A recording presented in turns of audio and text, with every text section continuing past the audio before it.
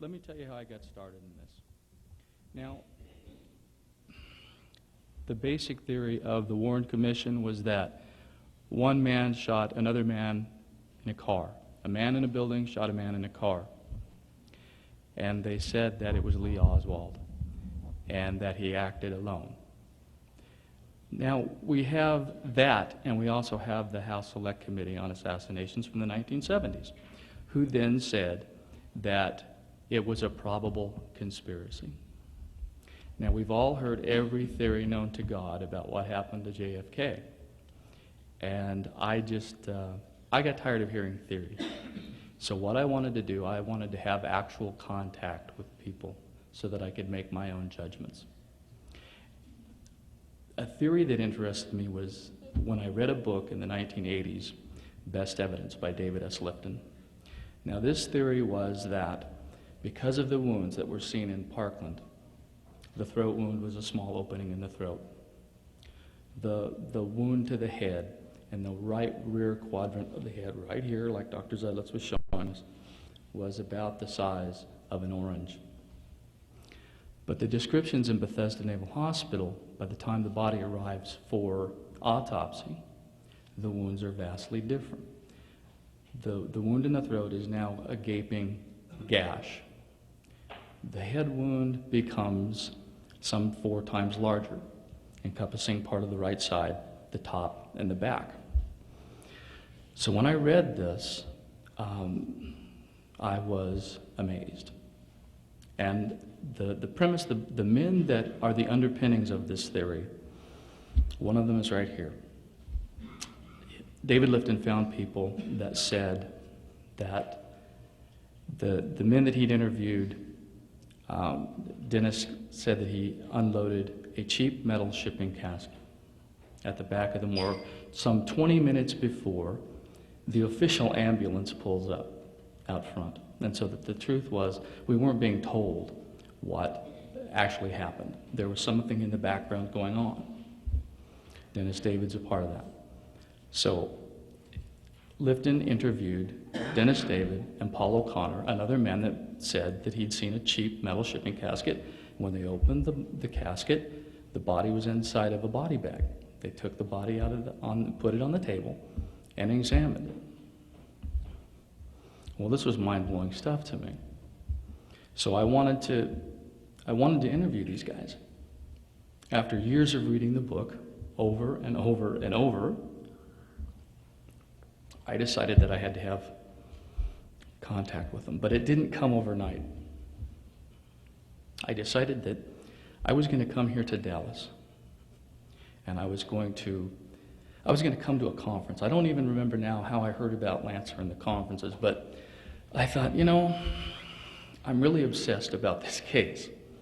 And 40-year-old men shouldn't really get obsessed about a 40-year-old murder. At that time, it was 34 years. And I thought, I'm just going to go to Dallas, and I'm going to go to this conference, and I'm going to listen to people and what they have to say. Because in Oregon, where I live, nobody cares. So, people's eyes, when I talk about this at home, they literally glaze over. So I decided that maybe I would come and I would be with some like-minded people. And then I would give away all the tapes and all the books that I had gathered since reading Best Evidence, because I'd done this. I read Best Evidence, and then I started tapes and books from every author I could find. So I'm standing in the plaza, the conference is over, and I'm thinking to myself, this is it. I'm going to go home, I'm going to forget about this. I had a wonderful time, it was a great conference. Well, what I had told myself didn't take, because 3 months later, I found myself bumping down the road in Pittsburgh looking for Gerald Custer, the X-ray technician that claimed that he had taken X-rays of the president's body. So this one thing led to another, and I interviewed Gerald Custer. I would go on to interview Paul O'Connor. From there, I would go on to interview James Jenkins, who was Paul O'Connor's partner in the morgue. And then I would go on to interview Dennis David. And then I would go on sometime later And I had some great luck that I got to interview an FBI agent that was in the morgue under direction of J. Edgar Hoover. He had never come forward before. And I managed to get him to do that for the very first time. Now, I want to give a little description of each person. Now, how I was going to show this to you, and you'll see it later, was some footage that we had shot. But my first meeting of Custer is interesting. And so I pull up in front of his house. He had agreed to see me, and he said that I could videotape this thing. So we get in there, and I'm just thinking to myself, gee, this is where best evidence was shot, his portion of the video. So I'm up there, and I go up and I knock on the door, and his wife comes to the door. And I go in, and there's Gerald Custer. Now, I hadn't, the best evidence video, I hadn't seen anything of Custer outside of that. And so, 20 years close to had gone by, and I expected him to look just the same. Well, of course he didn't. We all age, even historical figures. So it was very exciting to meet him, and I spent several hours over a 3-day period in Pittsburgh interviewing him. And I came away from that experience elated and drained, and at times puzzled by what he had to tell me. And we'll get more into that after we show the video. The next person I had to interview, I just had to interview, was Paul O'Connor. So I called Paul, and at this point I had decided that I would start collecting oral histories. So when I called Paul, I got a hold of him and I said, I'd really like to talk to you. Would you come visit me? Would you come to me? Or if you want, I'll come to you, whichever would be better. He said, well, I really don't have much to do with the Kennedy assassination anymore. I've kind of retired from that. All my stuff's up in my attic. So it took a few more calls to get Paul to say yes. Well, finally he did. And he came out, and I picked him up at the airport. And he spent 2 or 3 days at my home in Oregon. And he's a wonderfully gregarious person.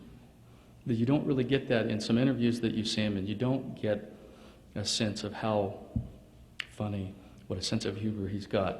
He has a real salty sense of humor. He's wonderfully unpretentious. And we went through the whole thing of when he saw the body and how it was dressed and what they did and all those procedures. And from there, my family's just going, why are you doing this? And there are times when I have to admit I didn't know why. I just had to have the experience. I had to have the experience of being in the room with them, asking my own questions. And I got more than I bargained for, I can tell you that.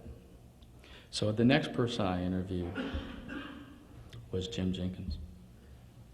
Now, Jim, it took me a long time to get Jim Jenkins to say yes to an interview.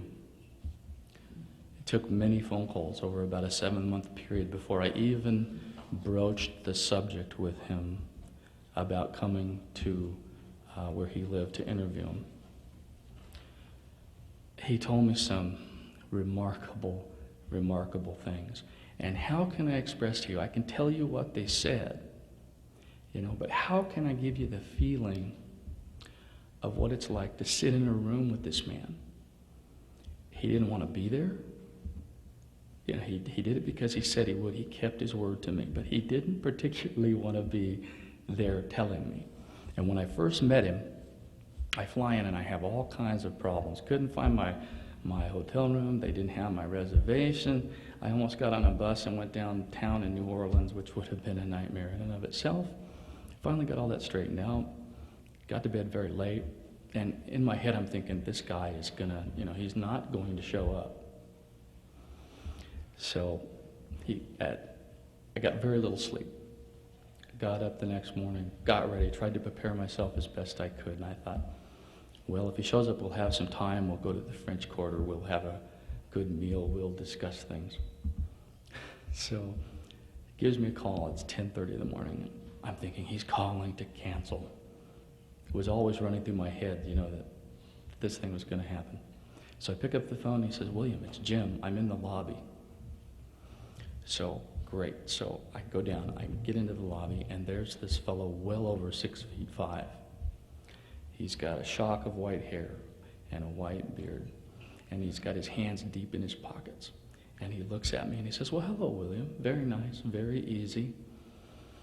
We go over to have some coffee, Coke, and we're sitting there, and he's telling me a little bit about what happened. He said, you know, I don't trust the government, and I don't trust, you know, what happened, and he's giving me little bits and pieces. And I said, well, why don't we just save this for, you know, the interview?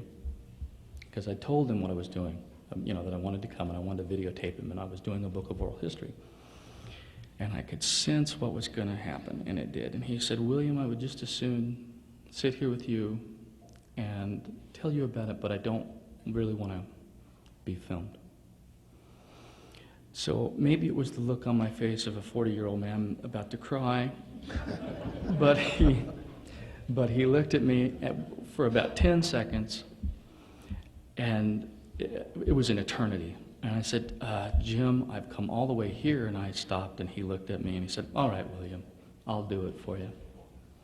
So I said, great.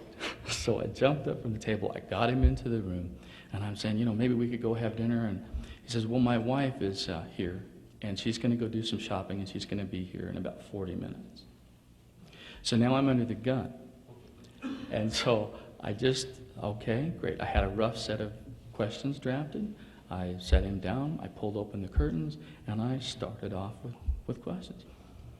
And he told me some great stuff, and I want to save that for the video portion. But the feeling that I got from Jim Jenkins was powerful, powerful. Sitting there knowing that he really didn't want to be there, but he had something in him that made him do it anyway. So I got this. He stayed with me for 2 hours and got the whole thing. It was wonderful. I was elated to have the experience with him. And then I would go on after that. I think it was 2 weeks later that I had made arrangements to have Dennis come for an interview. He's first in the book, but he's the last. He's the last person I actually interviewed for the continuity of the story, because he unloaded the cheap metal shipping casket. So he begins the story. Now I show up at the airport for Dennis, and I have no night vision. I'm as blind as a bat at night. But I brought somebody along that could do the night driving. Well, as it turned out, by the time we picked him up and had a bite to eat, and you don't know about this yet, Dennis, you're about to hear about it for the first time.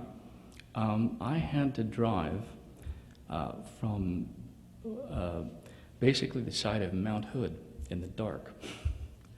And he's sitting here beside me, and I'm trying to pay attention to what he's telling me. I had to have the person that came along to drive us at night pull over, because she had not slept all that day and was tired and was weaving in the road. So I said, just pull over here at government camp. So in pitch dark, I am now sitting beside Dennis David, and I'm trying to listen to his telling me about his experiences at Vandy camps and all kinds of things. But the real thing was I wanted to get him home alive.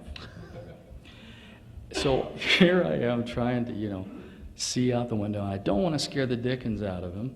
He doesn't understand that I don't see well. And I don't want to say, Dennis, I don't see well, so just grab onto the seat and we'll see if we can make it.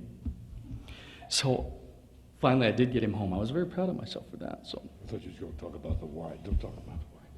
No, I won't talk about the why. I might talk about that later. I found Dennis to be a really wonderful subject. I found all these fellows to be great. I had a really good time with all of them.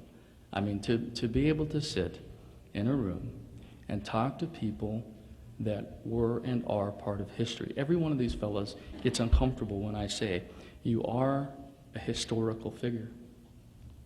And they all said the same thing. We were just doing our jobs. Well, I guess that's how you get to be part of a historical event. But I needed to know what these people had to say. I had to know if there really were shenanigans going on. And the part that interested me was there something going on between Dallas and Bethesda? Did the body somehow get intercepted? Were these wounds enlarged somehow? Did the body get probed? I needed to be in a room with the guys that had their hands on the body of the President of the United States. And I did that. I came away from that determined to go forward.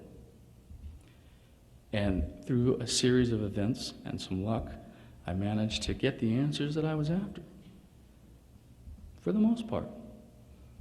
And I managed to get a big chunk of the mystery when I talked to Jim Seibert. Jim Seibert and Frank O'Neill, we'll go into this later, wrote in a 302 memo that there had been surgery of the head area, namely in the top of the skull.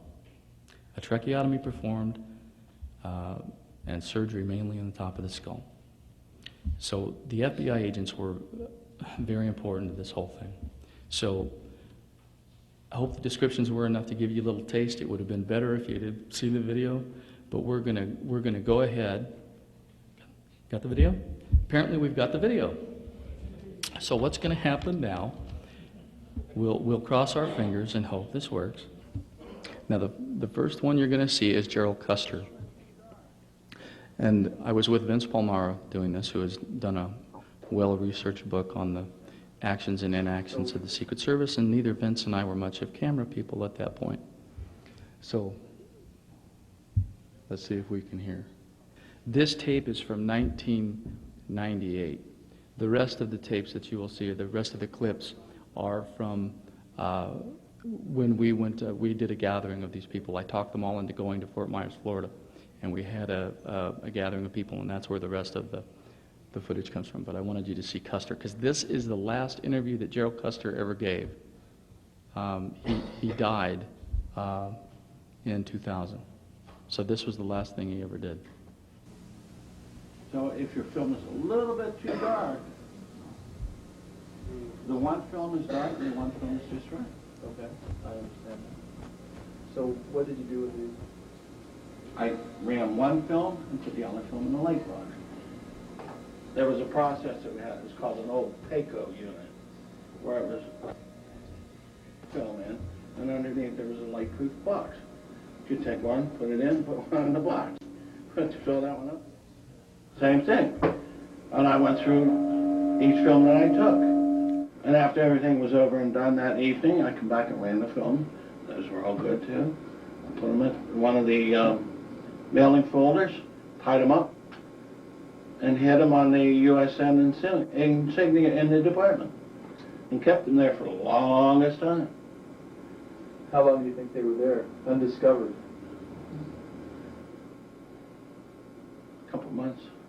And what happened to these films? I destroyed them. Why did you do that? Because of the gag order that I had signed. I didn't destroy them right away. After I thought on it and pondered on it a little bit and thought, well, if these films would happen on the surface along the line here somewhere, they're going to trace them back to me, and guess whose body is going to wind up in jail? So eventually I destroyed them. I thought it wasn't worth it. Never thought that later on down the road that they could have been worth millions. Or they could have solved the whole problem. Yeah, because of the missing x-rays, missing materials, and things that could resolve it. But I also could be dead. Yeah, that's true too. Given what you know, given the fact that we all know that there's been several deaths over the years, some unexplainable things have happened to a lot of people that have a lot to do with this case. Even today, 34 years later, going on 35, do you have any fear? If I were to say no, I'd be lying. I still have a little bit. There's still people around that don't want to be implicated. Who come up with the one bullet theory? Mm-hmm. Need I say more? That's it. No, Who come up with one bullet theory? A presidential candidate now. You have to be somebody to stand there and blow smoke up your nose. One bullet, come on. That bullet had to do a fantastic dance. About noontime, we found out that President Kennedy had been wounded in Dallas, Texas. This is Paul O'Connor, of And course. a short time later found out that he had passed away. At that time, what happened was that the school command closed down. Everybody that had duty went to their duty station, and everybody, Mr. Curse Jenkins and I, had the duty that night in the morgue. So we went down to the morgue, checked our supplies, see if everything was okay for the weekend. Had no idea that we were going to have anybody come in that night. And all of a sudden, Admiral Galloway showed up. Now, Admiral Galloway was chief of the medical school command. He asked my name, and I told him. He asked Jenkins his name, and the same thing. And he said, "Gentlemen," he says, "you're now confined to the morgue." He says, "You have a very important visitor coming tonight." Well, at that time, it hit us. We were going to get JFK. Well, as the night wore on, the morgue started filling up with people. Admirals, generals, a lot of people in what I call suits, official-looking people. Some I recognized, most of them I didn't. Around, I think it was 8 o'clock. I'm not really quite sure on the time. Doors opened up. 6 men came in with a cheap shipping casket, set it down by the first table, and left real quick. And we opened it up. Inside was a body bag. We unzipped the body bag, and inside was a body. We took the body and placed it on the table. The head was wrapped in a bloody sheet. The rest of the body had sheets on it. We unwrapped the sheet, and we had no idea of what we were going to find when we did this. And it was JFK. And my first thought as I looked down at the body, the head wound, was there was a monstrous hole in his head, and it stretched from his hairline all the way through his temple area, down around to the occipital area and parietal area. It was all gone, and I could see clear down to the bottom of his cranium. And like I said, the first thought that came to my mind is it looked like a bomb had gone off inside his head. The damage was that great. We also noticed that he had a jagged-looking wound in his neck. Now, come to find out that that was a tracheotomy scar. But I'd never seen a tracheotomy scar that sloppily done.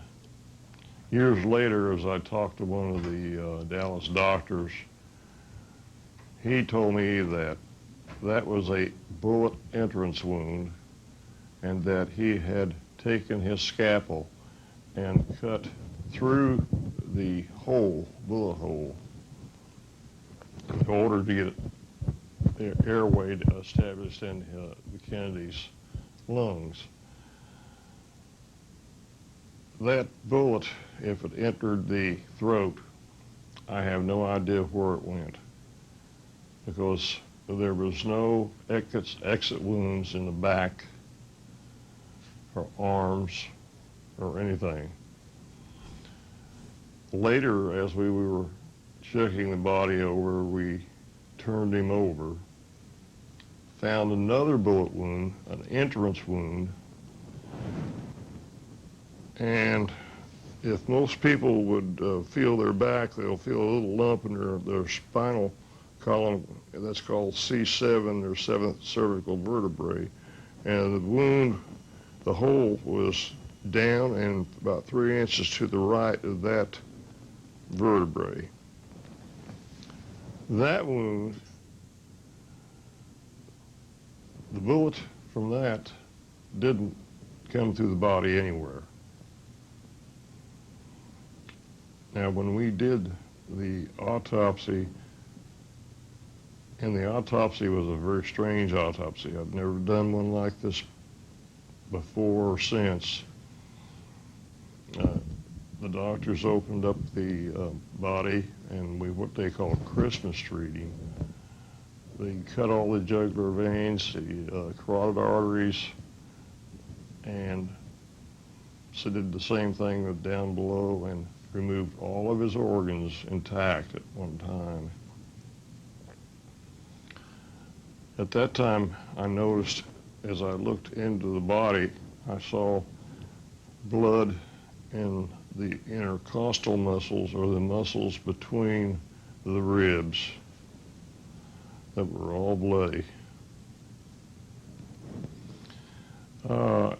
And I thought, well, what happened is that must have been from damage from the bullet that hit him in the back. Now, I've been in the service quite a long time and with the Marine Corps, and we used to go out on the range and fire a lot of old ammunition, and sometimes you get bad powder. And when they fire this ammunition, the bullet didn't have the velocity to punch through where it is going to. And that's what I figured happened, is they had some bad powder in this bullet. Because I remember Dr. Fink, the Army doctor that was helping Dr. Humes and Dr. Boswell, probed it with a metal probe, and it only went in so far, arched downward, and you can see where it actually penetrated the intercostal muscles and hit the back of the pleural cavity, the pleura, which lines the lungs. And that bullet did not pass through the body. As far as the head wounds are concerned, there was no definition of entry or exit. It was just a big, jagged, nasty hole in his head. Like I said, I thought a bomb had gone off. I've never seen. And another thing is that the rest of his skull was fractured, comminuted fractured. That means it was a lot of little fractures.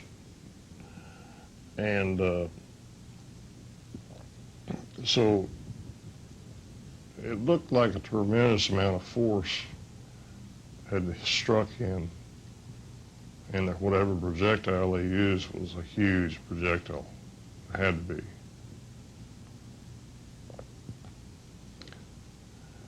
And we worked that night, all night on him. Like I said, it was a strange autopsy. We had Admiral Berkeley in the room. Admiral Berkeley. Now, that was just to give you a little flavor of Paul. When the camera comes on, he tries to be, tell the story and just straight on, but he's just full of humor. When the camera goes off, the gregariousness comes through. And after we stopped filming, and it's continued, but he was talking about going and filming in London when they did the trial of Lee Harvey Oswald, and talking about when, he said, I was fine until I walked through the doors and I saw all the lights and I looked at all the cameras and they had cameras here and here and here, and he said, I learned not to do that. So that just gives you a little taste of Paul and what he did. Now the next person you're going to see is Jim Jenkins. And as I said before, it took me a while to get Jim to say yes to an interview. Now the amazing thing is that several years later, I kept up my correspondence with him, and we talked on the phone quite a bit. I kept him up on the progress I was making. When I decided that most of the interviews I had done for the book were in '98. And then it took a while to get the book done and typing and all that sort of thing and get it just the way it needed to be. And it was good that time elapsed because it took me that long to go back to see if I could get the FBI agents to talk to me. So finally I did get them to talk to me. So after all that stuff was put together, some of the older interviews, I thought, well, maybe we need an update. And so I talked everybody into coming to Fort Myers, Florida. And that's a piece that you just saw was from the conference we did in Fort Myers. And what you're going to see next is Jim Jenkins at the same conference. James Jenkins. I was at Bethesda. I was a hospital corpsman. I was in their laboratory blood banking school. And one of my duties at that time was every fourth night I took duty in the morgue assisting with autopsies. It just happened to fall that on that evening after the assassination, I had the duty. And my partner at that time was Paul. And I'm not really sure of why Paul was my partner, but because he and I were not normally partnered, but he may have traded with somebody. And we assisted with the autopsy. I primarily assisted Dr. Boswell.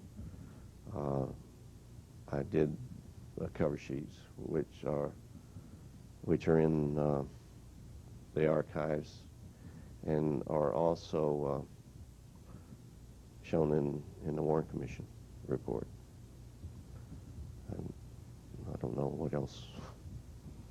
Well, tell me from the beginning of when you first realized that you were going to be receiving the body of John Kennedy.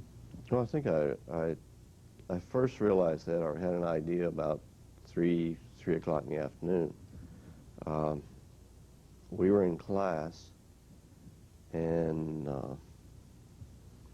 Bill Lynch, who was our, I guess, petty officer in charge of the students, we had a break, small break, 15-minute break, and he came back and he was telling me that John Kennedy had been assassinated and so forth.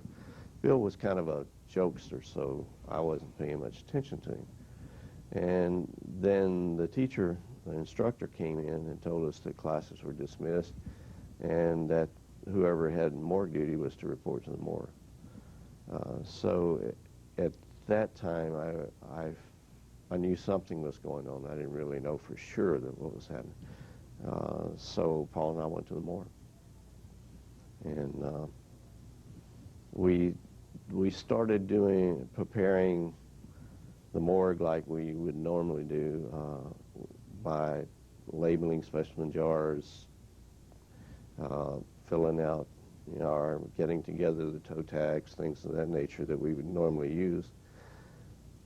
And I'm not real sure of when I first saw, or when the body came in, because I don't really, I'm not time orientated, and I really wasn't paying much attention to the time after I got in the morgue. The body came in. I remember seeing the first part of the casket as it came through the antrum door, but I didn't really pay much attention to it after that. I didn't really have very much to do with with the removal of the body from the casket until it got to the table. And then whenever it was put on the table, it was still wrapped in sheets, and we were told not to unwrap it until Dr. Boswell, Dr. Humes got there. And I believe Dr. Boswell came in first, I'm not sure. And he and I did the face sheet. You know, he measured the body, dictated the measurements in the face sheet, the rest of the face sheet to me, but the head was still wrapped at that time. And so then Dr. Humes and Dr. Fink came in, and Dr. Humes unwrapped the head. The head was, I remember it being wrapped in some towels under the sheet. And it was, I remember that because Dr. Humes took the towels and threw them over against the wall, actually over kind of in the corner up against the wall. And I thought to myself, I got to clean that up. But the wound, or the head, it was a mess. The hair still had blood matted. It was down. The head itself, there was a lot of tissue in the scalp and bone attached to the hair, and like I said, it was just kind of hanging on the morgue table, and it. You know, we did X-rays first. After that, we set him up, took AP laterals, X-rayed the head, you know, and we did that several times. I mean, we did it, and then we came back, and then we did it again, and then the radiologists came in, and they used some view boxes on the back of the wall of the morgue to look at X-rays, and everybody was excited and upset and so forth, and the gallery was all tense, and at that time we weren't finding anything.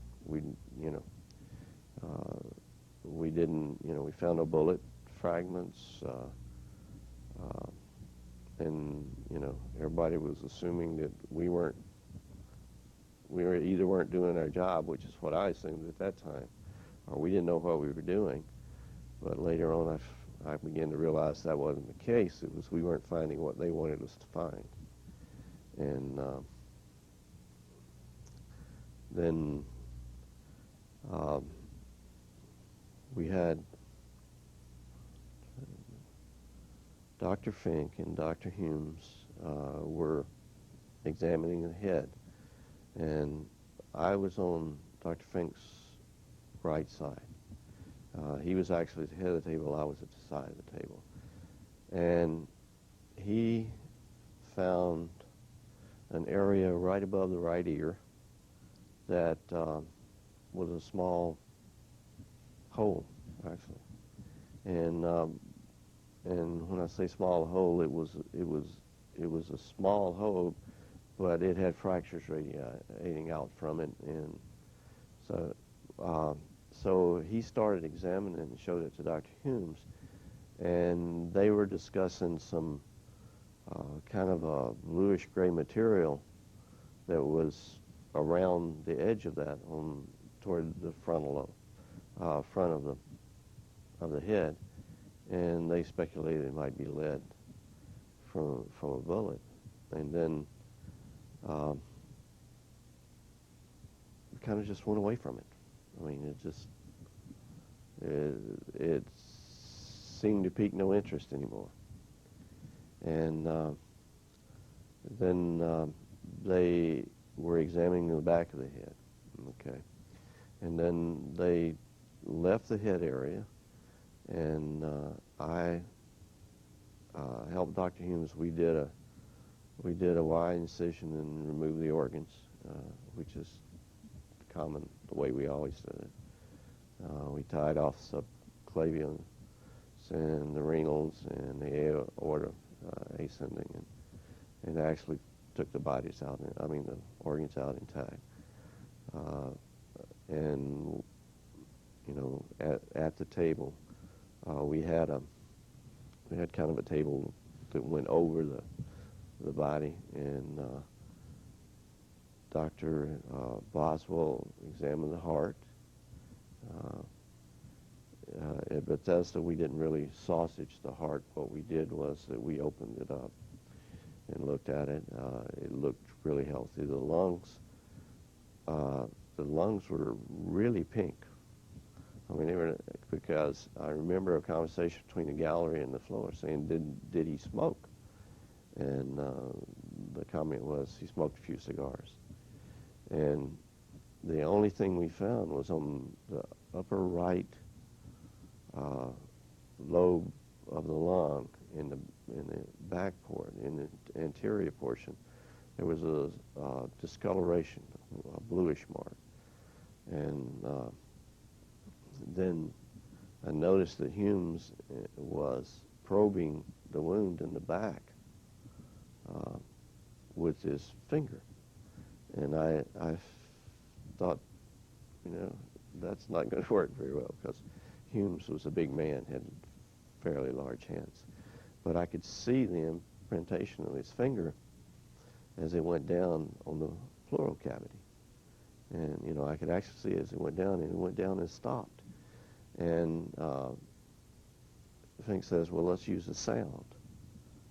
And I don't know if they had to go get a sound or whatever, but they did.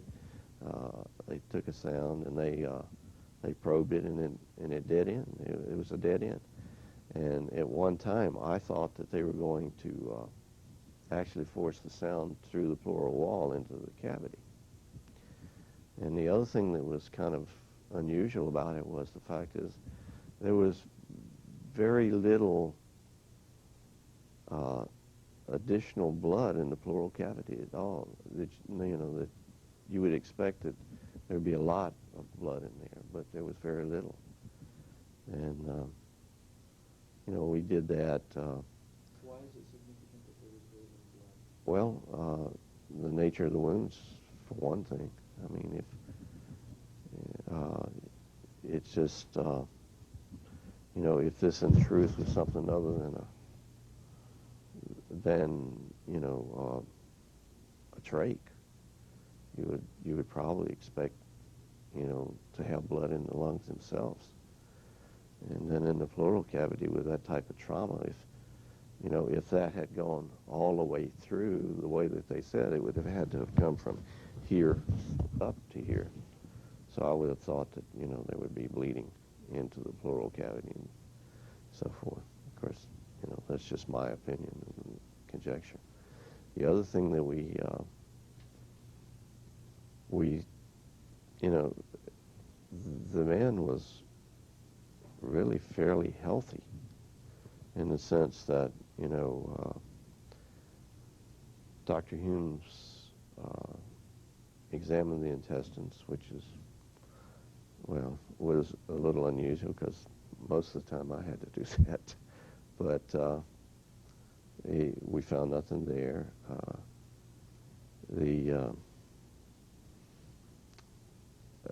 The kidneys looked pretty good. I think the adrenals were a little. I think later on I heard that they had a little atrophy or something in them, and then they took the testicles, because that was a procedure where you actually went down and through from the inside, and I always felt like that. I mean, that at the time seemed to be a little painful to me. Perspective, I guess, wise. But, you know, and then after most of that was, most of that was going on, Humes and Fink were just, you know, looking at the head, examining the fractures, going, you know, they were looking at x-rays, that type of stuff. And then when Dr. Boswell came back to the table, you know, and when we finished with the organs were placed in the basin. It was a basin, and they had taken sections, and or Dr. Boswell had taken sections, and we'd put them in the little jars and stuff. And then they started actually opening up the head. They, you know, they had pretty much separated the hair and that type of thing, and had examined the wound and so forth, and they had kind of put everything back together, and at that point in time I was fairly surprised that all of that massive looking damage actually constituted a small, I'm not sure of diameter, probably no more than 3/4 of an inch hole that was close to the occipital, where the occipital bone margins come, and a protuberance, and then laying almost in an area adjacent to the central or sagittal suture. It came in, but it did not Show cross. me where that is on your head. Right here. And then it didn't cross into the side. And in this area here, it was kind of a jagged area, and the fact is that it came out, and it looked like there was bone missing here, and then there was bone, well, actually, I think it's a little farther back. There was bone missing in an area about that size, but everything else fitted back. And you know, after that, there was a lot of tension in the room, and there was a lot of tension from the gallery. You know, Humes, in this area in here, there was, I don't really know whether it was a tear or what, but it looked like it had been, there was a fractured area here in the jagged area that looked like it had been surgically extended. And to be able to open up the total wound itself and expand that.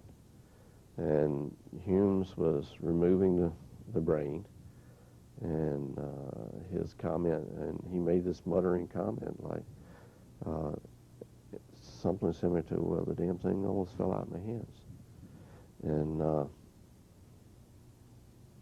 you know, there was Humes and Fink.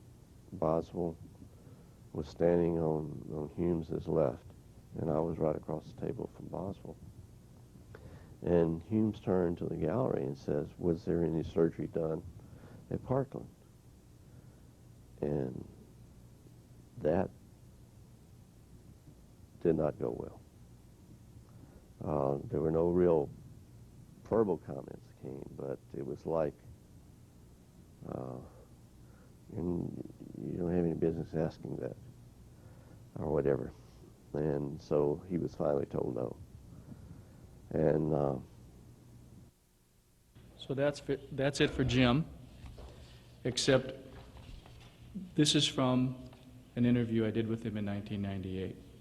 And as I ended the interview, I said, is there anything for the historical record that you would like to say?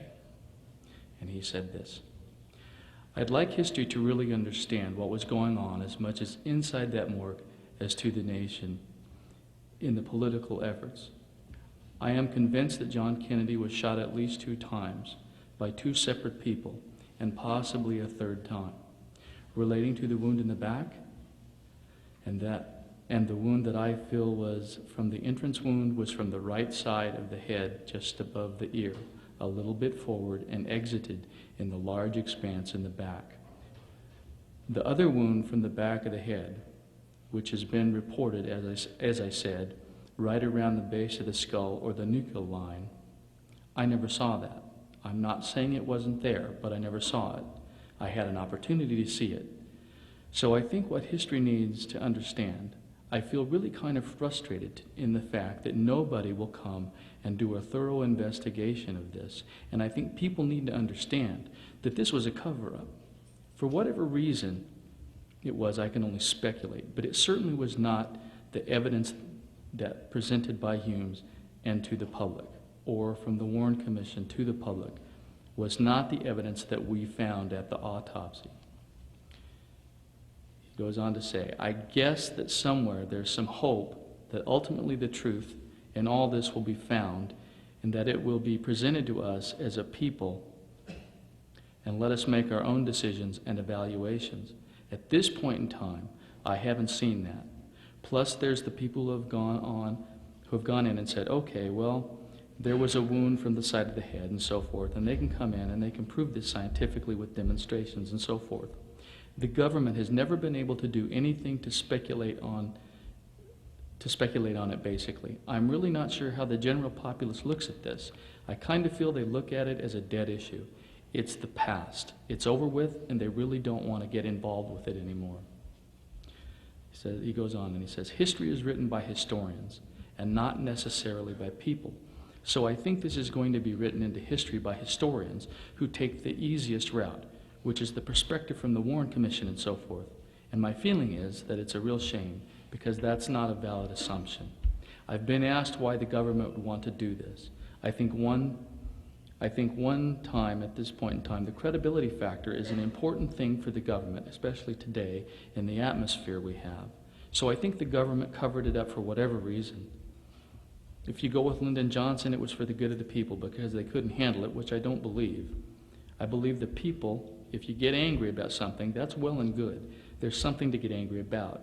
If you force the government to do something about it, and you do it as a people, then that's what the government should do. These type of decisions should not be made for the people, the general populace.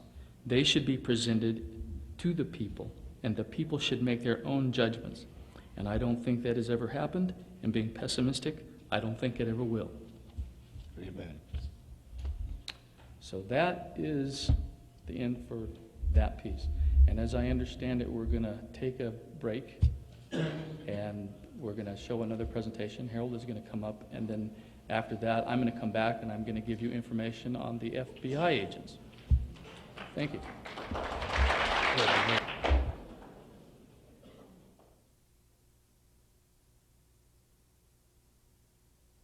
Good morning. This is a continuation of the presentation we gave the other night. Dennis David didn't get a chance to speak, and so now this is Dennis David. And I'll just turn the mic over to him.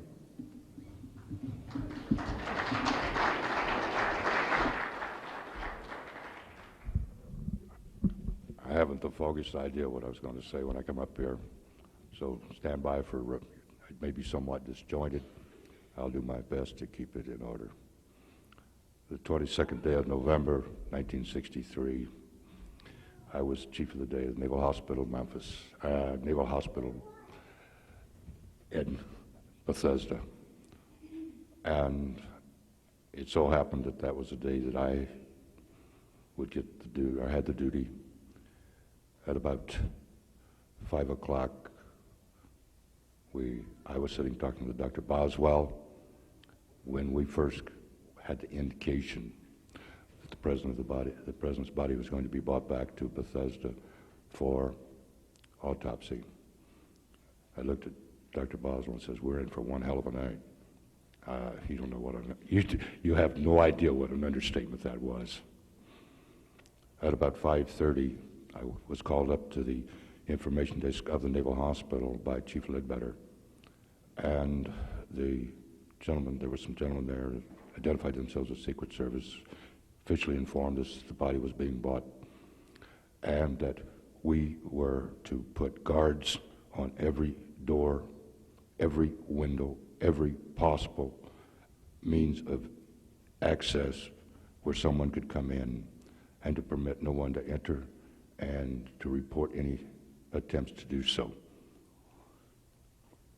And it took me perhaps 30 minutes to take care of that. At approximately 6:30, I received a phone call that your visitor's on his way.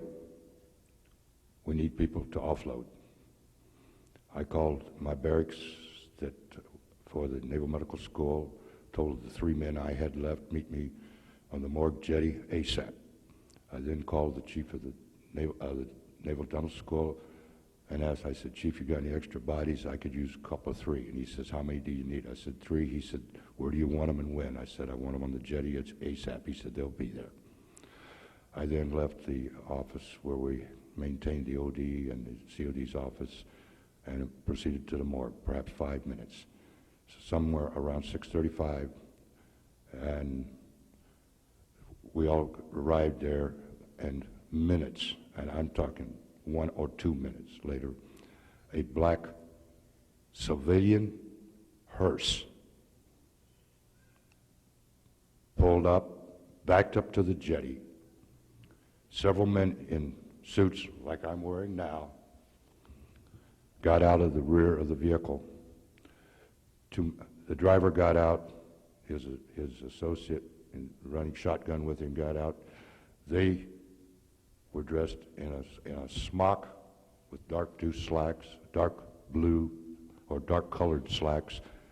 And don't ask me why, I remember distinctly they were wearing civilian shoes, and because of their demeanor, they impressed me as being non-military. The blue-suited men opened after they got out of the rear of the vehicle, they sort of half lifted, half set, half slid a gray shipping casket up onto the dock.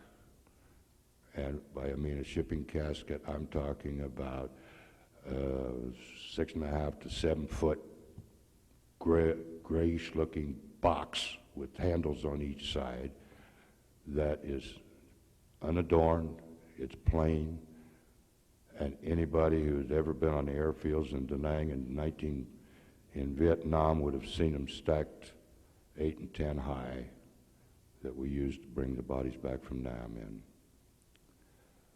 I had my men line up, they picked the body up, they carried it into the passageway, and immediately taking a left turn, carried the casket in and set it down in the anteroom. While they were doing this, and I was watching them, I had a very brief conversation with the driver of the hearse, and exactly how it came up I don't remember, except that I remember him telling me that the traffic is fairly light, that he had come up 16th Street onto the Jones Bridge Road, and says, I came in by the back gate, meaning the gate off of Jones Bridge Road, which comes into the NMC compound off right by the Officers Club. As soon as my men set it down, they came out. I dismissed them. The hearse left. The men in blue suits, the last time I saw them, they were still standing there as I proceeded to go back up to the front of the National Naval Medical Center, which is perhaps some 150 yards if you want to measure, but you go, this was the basement. You go upstairs, ladder ways and everything. About 25 minutes later, at 1900 hours, 1905, I was standing on the rotunda. I had checked on my men as I went up, which is why it took me that long to get up there. But I was standing up there, looking out at Bethesda at the circular driveway, which entered and exited onto Wisconsin Avenue, some maybe 150, 200 yards apart. And this circular driveway was lined almost shoulder to shoulder with Shelby County, Chevy Chase, Bethesda, Rockville, and Maryland State Police officers in motorcycles and vehicles. And that whole area by the spring, the natural spring that's in front of the National Medical Center, from the edge of the driveway to Wisconsin Avenue, and we're talking something in the neighborhood of probably 3 or 4 football fields, you could not see a blade of grass for the heads of the people standing out there. Wisconsin Avenue, which was 4 lanes, was bumper to bumper. And while I was standing and watching this, I observed and watched a gray Navy ambulance pull off of Wisconsin Avenue and turn into the east driveway, proceed to come on down and pull up in front of the main entrance to the National Naval Medical Center. At about that same time, there was a helicopter which landed on the pad by the number 2 golf course. I watched Mrs. Kennedy get out of the vehicle, and then I turned and walked away from the window and went around so that I was standing on the second floor of this rotunda again, looking directly down and straight at the front entrance as Mrs. Kennedy came in the pink suit, the pillbox hat, the blood. It's, there's a picture right here. I can still see it. The only other person that I distinctly remember was the Secretary of Defense, Robert McNamara. And I guess why it was remarkable, because the expression on his face, it looked like he could bite horseshoe nails in two without even feeling it. They walked across the lobby. I heard the elevator doors below me and behind me open up, and then I turned and I watched the elevator go to the 17th floor, which was at that time was the VIP suite. I found out years later that Gerald Custer, who did the x-rays of President Kennedy's body, was standing almost directly below me.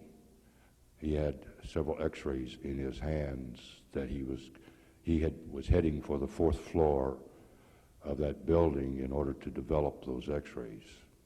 This was back in the time before we had all the fancy equipment that we have today. That time we still had to hand develop them, run them through a dryer, and it took a little bit longer to get things done.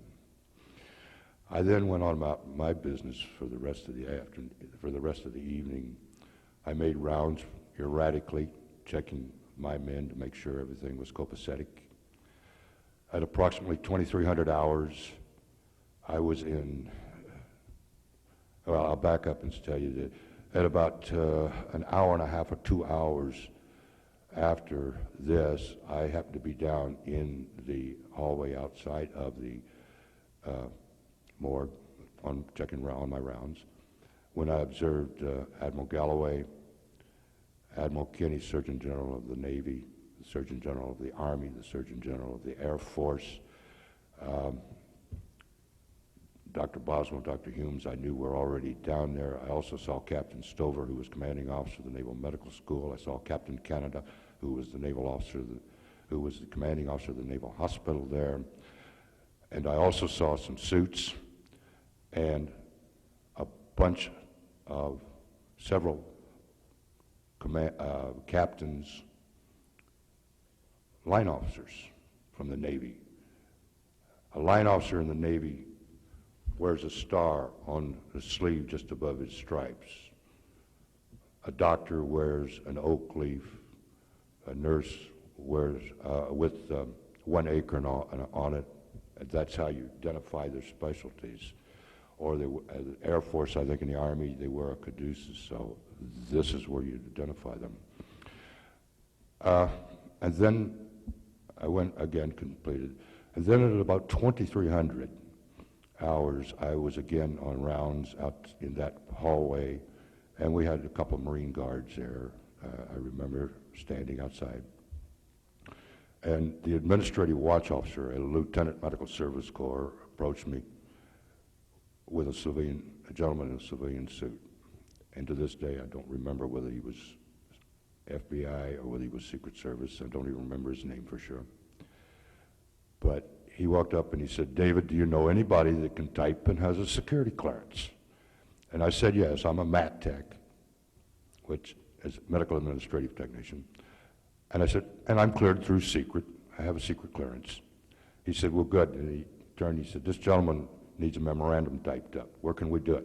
I said, "We'll do it in the AO's office up on the second floor main building, in med school AO's office." So we proceeded up there. And then I sat down and proceeded to type a memorandum, "To whom it may concern," the data, everything, "to whom it may concern, the following 4 items were removed from the head of the late President John F. Kennedy during postmortem procedures this evening." It then proceeded to describe the 4 pieces, such as 2 millimeters by 3 millimeters by 4 millimeters, another one like 3 millimeters by 4 millimeters by 2 millimeters, et cetera, et cetera, et cetera, for the 4 items. Then, as he was dictating, this agent set a pill vial on the desk right beside the typewriter. When he completed his dictation, I took the memorandum out of the typewriter. He took it, began to read it, or proof it, I suppose. I picked the pill box up, was holding it like this and looking at it through the light. He says, "Go ahead, look at them." So I uncapped them, poured them out my hand. They were obviously pieces from a bullet. There was too much lead there for 1 bullet. Maybe not enough for 2, but definitely too much for 1 bullet. I then put it back in the vial. The agent put it in his pocket. He took the memorandum. He even took the tape out of the IBM selectric machine, which at first I thought was funny. Then I realized that because of the nature of the tape, it could have been used. You could take it and read it back. You could find out what the memorandum was, so I understood why. And he looked at me and he says, "You know, this is to be considered classified material and to be treated as such," which in his essence told me, you will keep your mouth shut unless proper authority talks to you. No question. I then went on about my business, and at approximately that time, I didn't realize it, but at about 23:15 or so, the autopsy was completed. Gowler's Funeral Home came in, and I never saw them, but I know from other words that they came in. They prepared the body of the president cosmetically, et cetera, put him in a mahogany casket, and took him. He was then taken and placed in this D.C. where everyone had a chance to visit him. I went around. I finally got to bed at about 3 o'clock, 0300 the next morning. I went up to the Gita snack bar and to get a cup of coffee, and there were 6 or 7 people, other enlisted men, HNs, HM3s, and of course we were talking about what had transpired that evening. And one man said, "You know, there was 2 caskets." Another man says, "Oh no, there was 3 caskets came in tonight." And I said, "Well, why would there be 2 or 3 caskets?" And one guy says, "Well, I heard they were afraid somebody would try to kidnap the body." And another man says, No, they were just trying to avoid all the morbid crowds around, like was out on the front of the lawns." And another man says, "Yeah, hey, did you know that they bought a brain, came in through the emergency room in the Naval Hospital? They put it in an emesis basin, set it on a gurney, put a towel over it, took it down to the morgue." I don't know whether any of that's true, but that's an example of what kind of rumors were flying thick and fast already at that particular time. And that, in essence, was what it was like. The next evening, I'm sitting at home with my wife, and for the first time saw the TV, on the TV, about Andrews Air Force Base, and I see this fancy bronze casket being offloaded from the back of Air Force One, and the announcer saying, and this is the body of the late president coming home for the, and I looked at Dot and I said, that sure as hell isn't the casket I got him in. The next Monday, I went to see a very dear friend and mentor. And I'm sorry, but this is where I get a little emotional. Lieutenant Commander William Bruce Pitzer, Medical Service Corps, United States Navy. I was trying to become an MSc officer, and Bill, along with Walt Conley and Larry Webb and a couple other MSc officers, were very kind to me and showed me how to do it, and I ultimately did get commissioned and did retire as a lieutenant commander. But anyway, on this particular Monday, I needed to talk to Bill about the upcoming professional exam in January of '64. So I walked in, I hit the door, walked right on in just like he had given me permission to do. And when I walked in, he says, Denny, come here, you gotta see this. I walked over, he has a small hand editor, film editor. There was a 16 millimeter film on that editor. We looked at about 3-4 feet of it, and it was an autopsy, the autopsy proceedings on John F. Kennedy. The portions that I saw obviously was before any thing had been done to the body. The way the hands moved, all I could see of hands from about the waist down. And the camera was sort of like it was stationary, it never moved. And they rolled the body and as though they were examining it, which would have been a normal procedure in autopsy. You would check for height, weight, any discoloration, any external blemishes, moles, tattoos, identifying things. And that obviously the autopsy itself hadn't begun yet because there was no Y incision, as the torso was intact and it had not yet been, the Y incision still hadn't been. The only thing I observed, and both Bill and I talked to this, thought that this indicated without question that the shot which killed the president came from the front. We observed a small round hole approximately here at the hairline of the late president. During this film, we also saw that they had rolled the body, and we could see a hole approximately this nature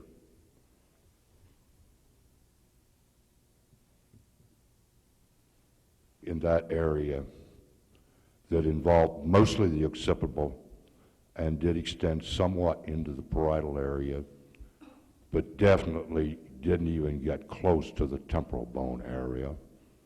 I did not see the flap that some of the pictures you all have seen.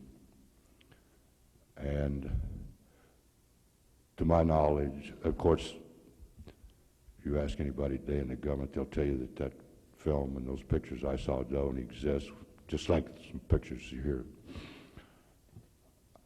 I don't know of anybody else that saw those films.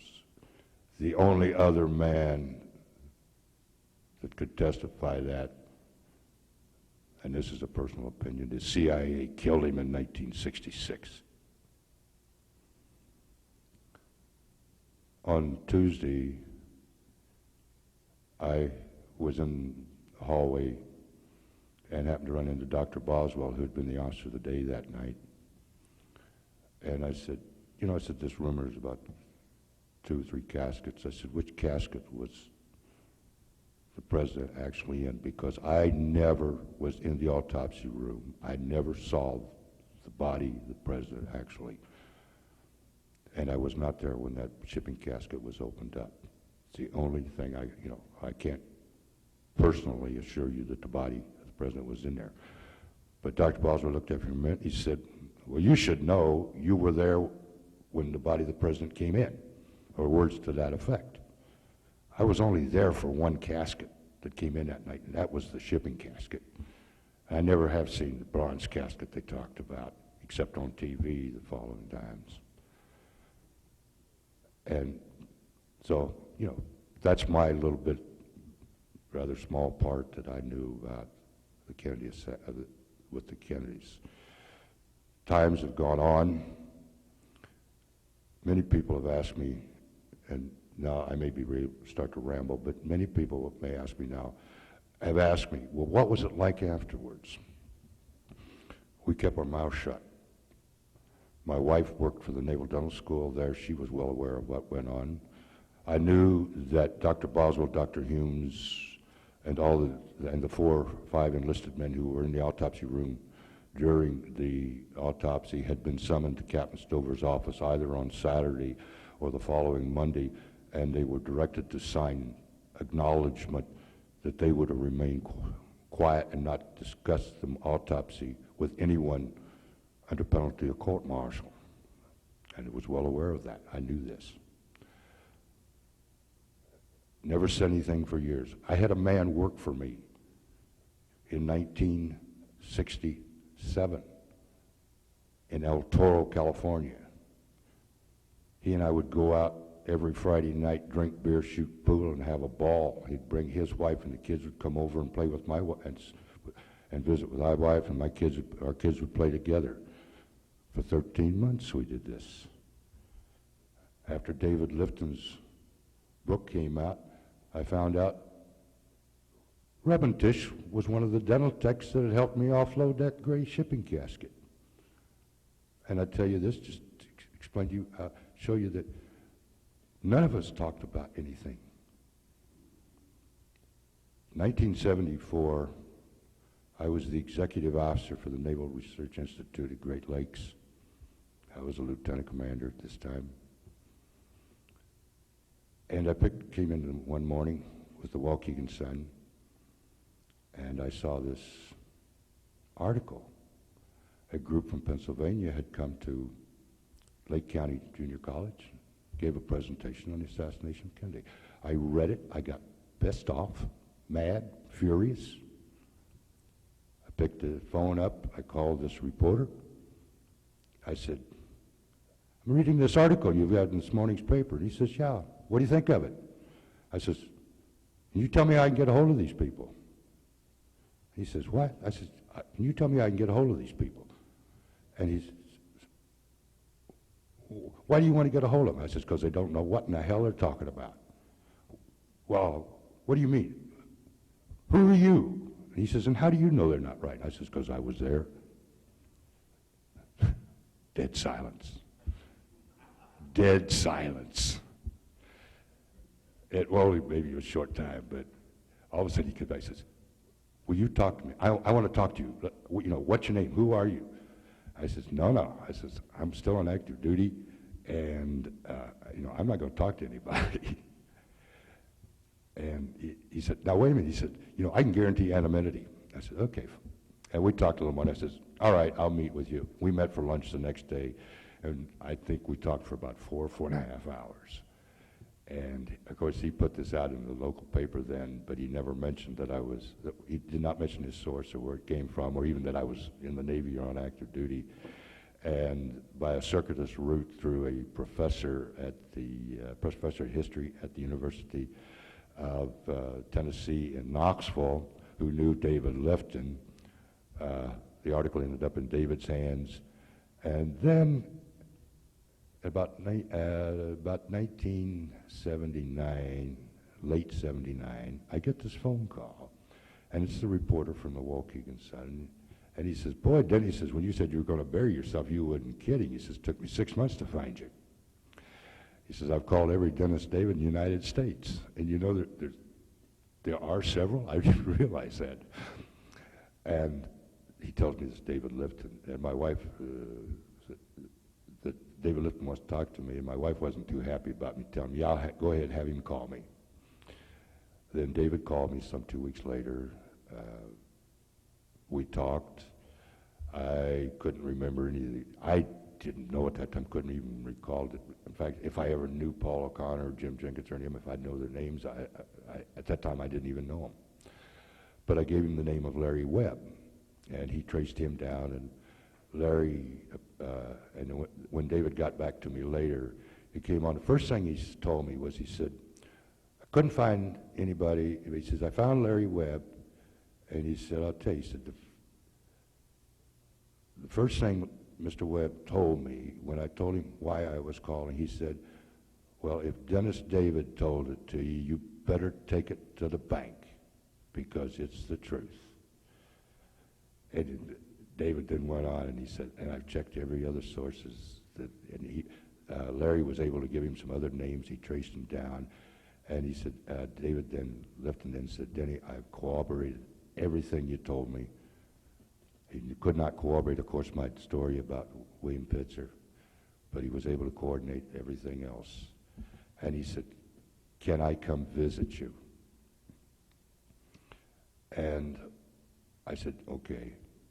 Set it up, he came out, and of course, best evidence was a result of that. As David once said, you know, you added about 7 or 8 chapters to my book. Then, and from that, since that time, in 1992, I was set up by Rick Russo, Paul O'Connor, Jim Jenkins, Gerald Custer, Floyd Reeby, myself, and Cyril Weck met at Pittsburgh in 1992.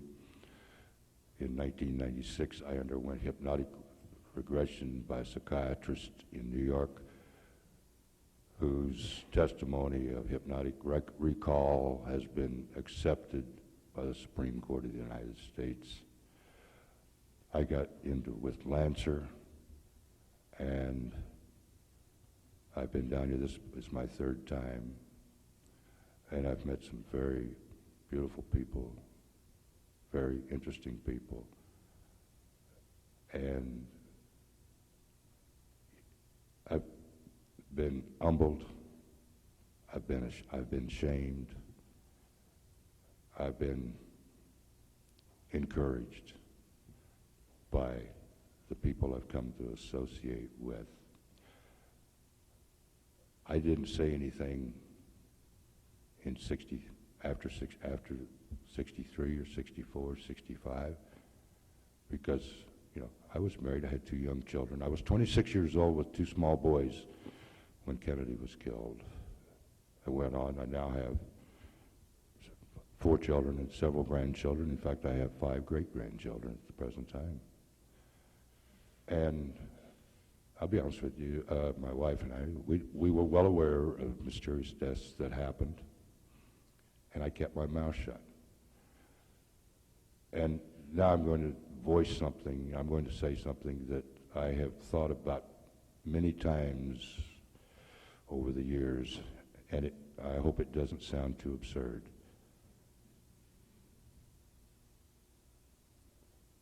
I didn't come forward because I was afraid for my life. For selfish reasons, I wanted to live to see my family grow up. But if I had gone public in 1964 with just what little I knew, if I had said something to someone, a reporter, or brought publicity, maybe 57,000 people wouldn't have lost their lives in Vietnam. I feel guilty about that. And I'm not asking for your sympathy. I'm not asking for your condolences. I'm just telling you the way it was. What I've told you is the truth. You can believe me. You can not believe me. You can attempt to discredit me as Harrison Livingston did, or you can accept what I have said.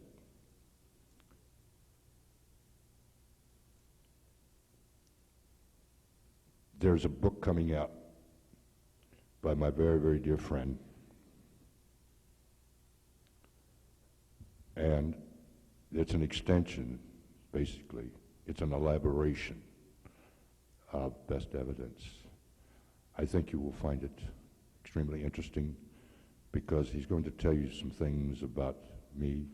He's going to tell you some things about Paul O'Connor and others involved, including, for the first time, the FBI agents who were there that night.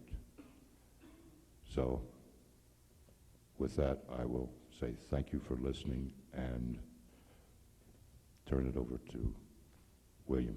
Thank you.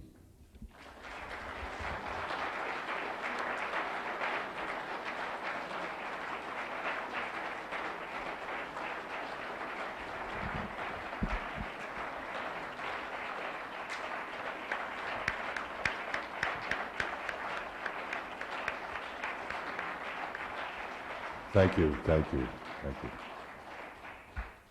The other night, Matthew Smith quoted from the poem, "The Man Who Wasn't There." You've just heard from the man who wasn't there, at least on the Bethesda end of the line. What you've just heard is unofficial history. Official history is that the official ambulance pulls up at the front of Bethesda Naval Hospital with the president's body in an ornate casket. They pull around back, they take it out of the ambulance and take it into the morgue. Official history is that the body did not come in a metal shipping casket, but we have people that were there that say that's exactly what happened. So what I want to do now, since we've already done part of the presentation and you've heard from the men that were inside the morgue, there's two people that are very important. They were the two FBI agents sent by J. Edgar Hoover to go with the body, and they were in the motorcade in the third car. And they were in the morgue to take evidence that was recovered from the body back to the FBI laboratory. Now, nobody's heard much from these people. Frank O'Neill has given one or two little interviews. Jim Seibert, who you will hear from today, has never given an interview before now. He just felt that an FBI man should not do that. Through a series of events, when I decided to follow up on some of the work that David Lifton had done, I needed to test it. I needed to feel it for myself. So when I did this, I wanted to do oral history. I wanted you to be able to hear from the people themselves. I didn't want to give you my opinion on things. I didn't want to give you my theory. I'm not a theorist. I don't have an opinion for the most part. I just try to put forward what other people have to say and let them speak for themselves. So when I started to try to do this project, two of the people that I had contacted off the bat were the FBI agents. So I called up first Jim Seibert and to try to get him to talk to me. And I'll just read you this piece because it sets the rest. Now, I called Seibert to tell him, to try to get him to be part of the thing. And I knew he did not give interviews, but I was going to try anyway. So this is what happened.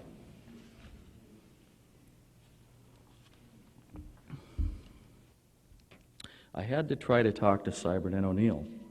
As with some other witnesses present at the Kennedy autopsy, they held the keys to the answers I sought, but how to find them. The gods of fate were with me. Going back through the documents from the House Select Committee, I found that general area where Seibert lived in Florida, and with help from a willing telephone operator, I attained a number for James W. Seibert. He answered the phone, and as I explained who I was, he interrupted with, "Just a minute, will you? I've come back from the store, and I've got an armload of groceries." "Are you calling long distance?" I told him yes, and let me set these down. A moment later, he was back. "Okay, I'm sorry, go ahead." I imagined Mr. Seibert scrambling for a pen and paper to take notes. As I explained my project, he listened patiently and then offered only, "Everything I have to say is in the 302s Frank O'Neill and I did. I've been asked to give interviews by researchers over the years, but I never have. I was contacted by the House Select Committee on Assassinations in the 1970s and told them what I could remember, and that was how many years ago now? Sensing that I was losing him, I decided to ask directly about the statement in the 302 about surgery of the head area. To my surprise, he answered. We found out later that the statement was wrong. One of the doctors said that there had been surgery done on the head from the way the wound looked. I wish we would have worded it better. It would have saved some confusion in some books.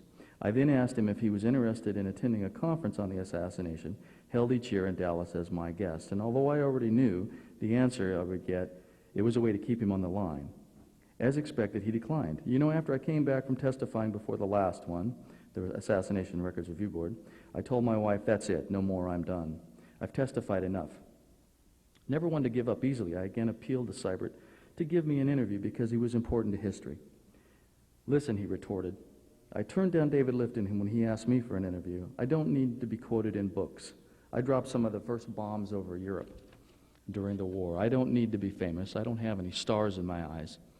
I asked him if I could ask just a few questions before I let him go.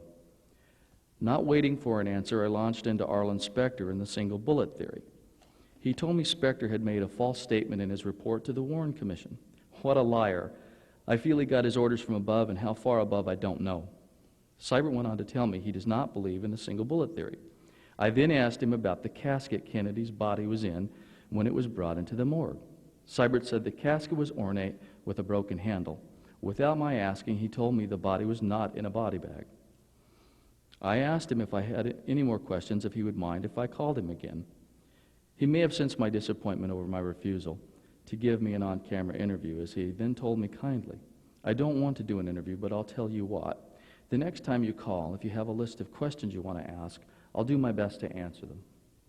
I was elated. The possibility of Jim Seibert sitting for an on-camera interview was remote, yet I still had my foot in the door. I was still in the game. I then asked if he had kept in touch with Francis X. O'Neill. The last time they had seen each other was through the AARB. I told Seibert I would like to talk to Mr. O'Neill about participating in my oral history project. Just a minute, he said. I think I've got his number in my directory. Jim Seibert came back on the line. Here it is. And he proceeded to give O'Neill's phone number and address in Connecticut. The voice that came over the line was brusque and to the point. This is Frank O'Neill. After I introduced myself and told him of my project, he said, would you wish to do this telephonically or in person? Whatever is convenient for you, I said. If you're willing to meet with me, I will come to you.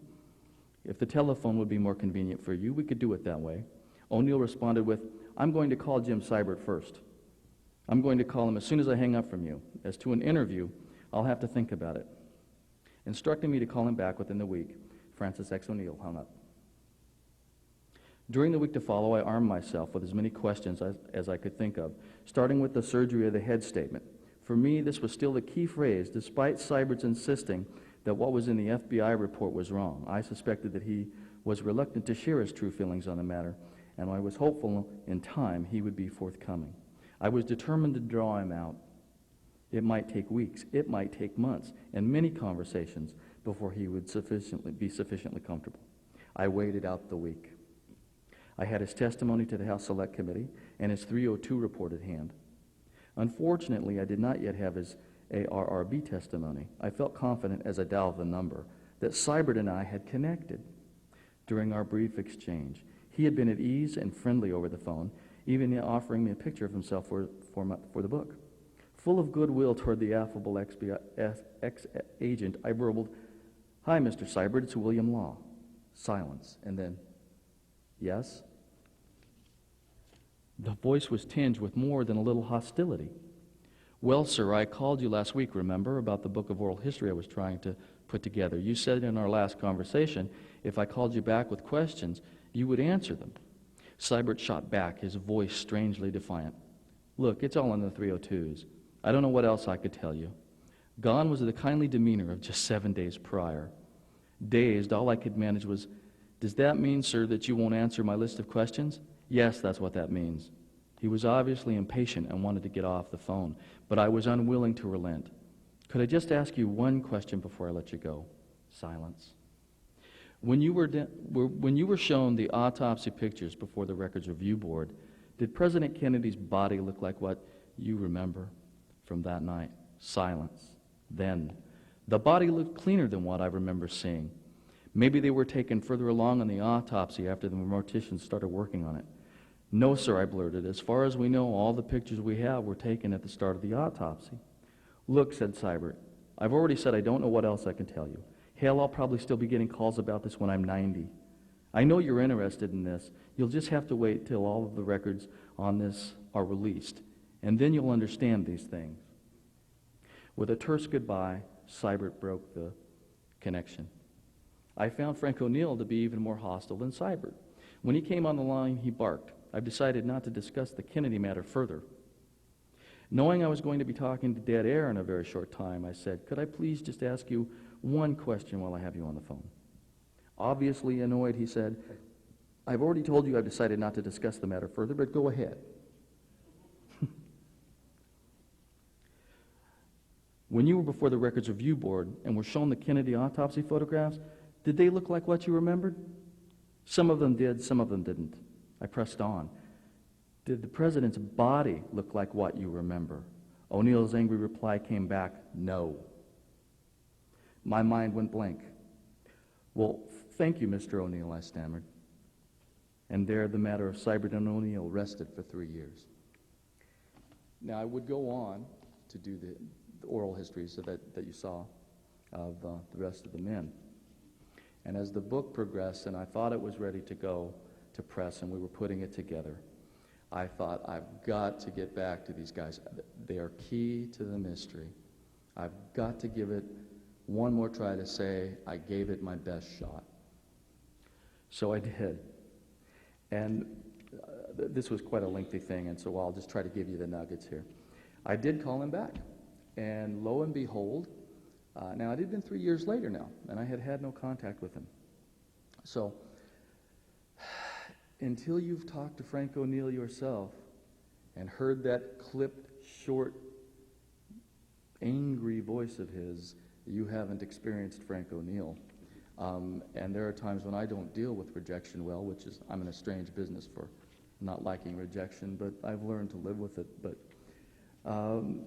I did call him back.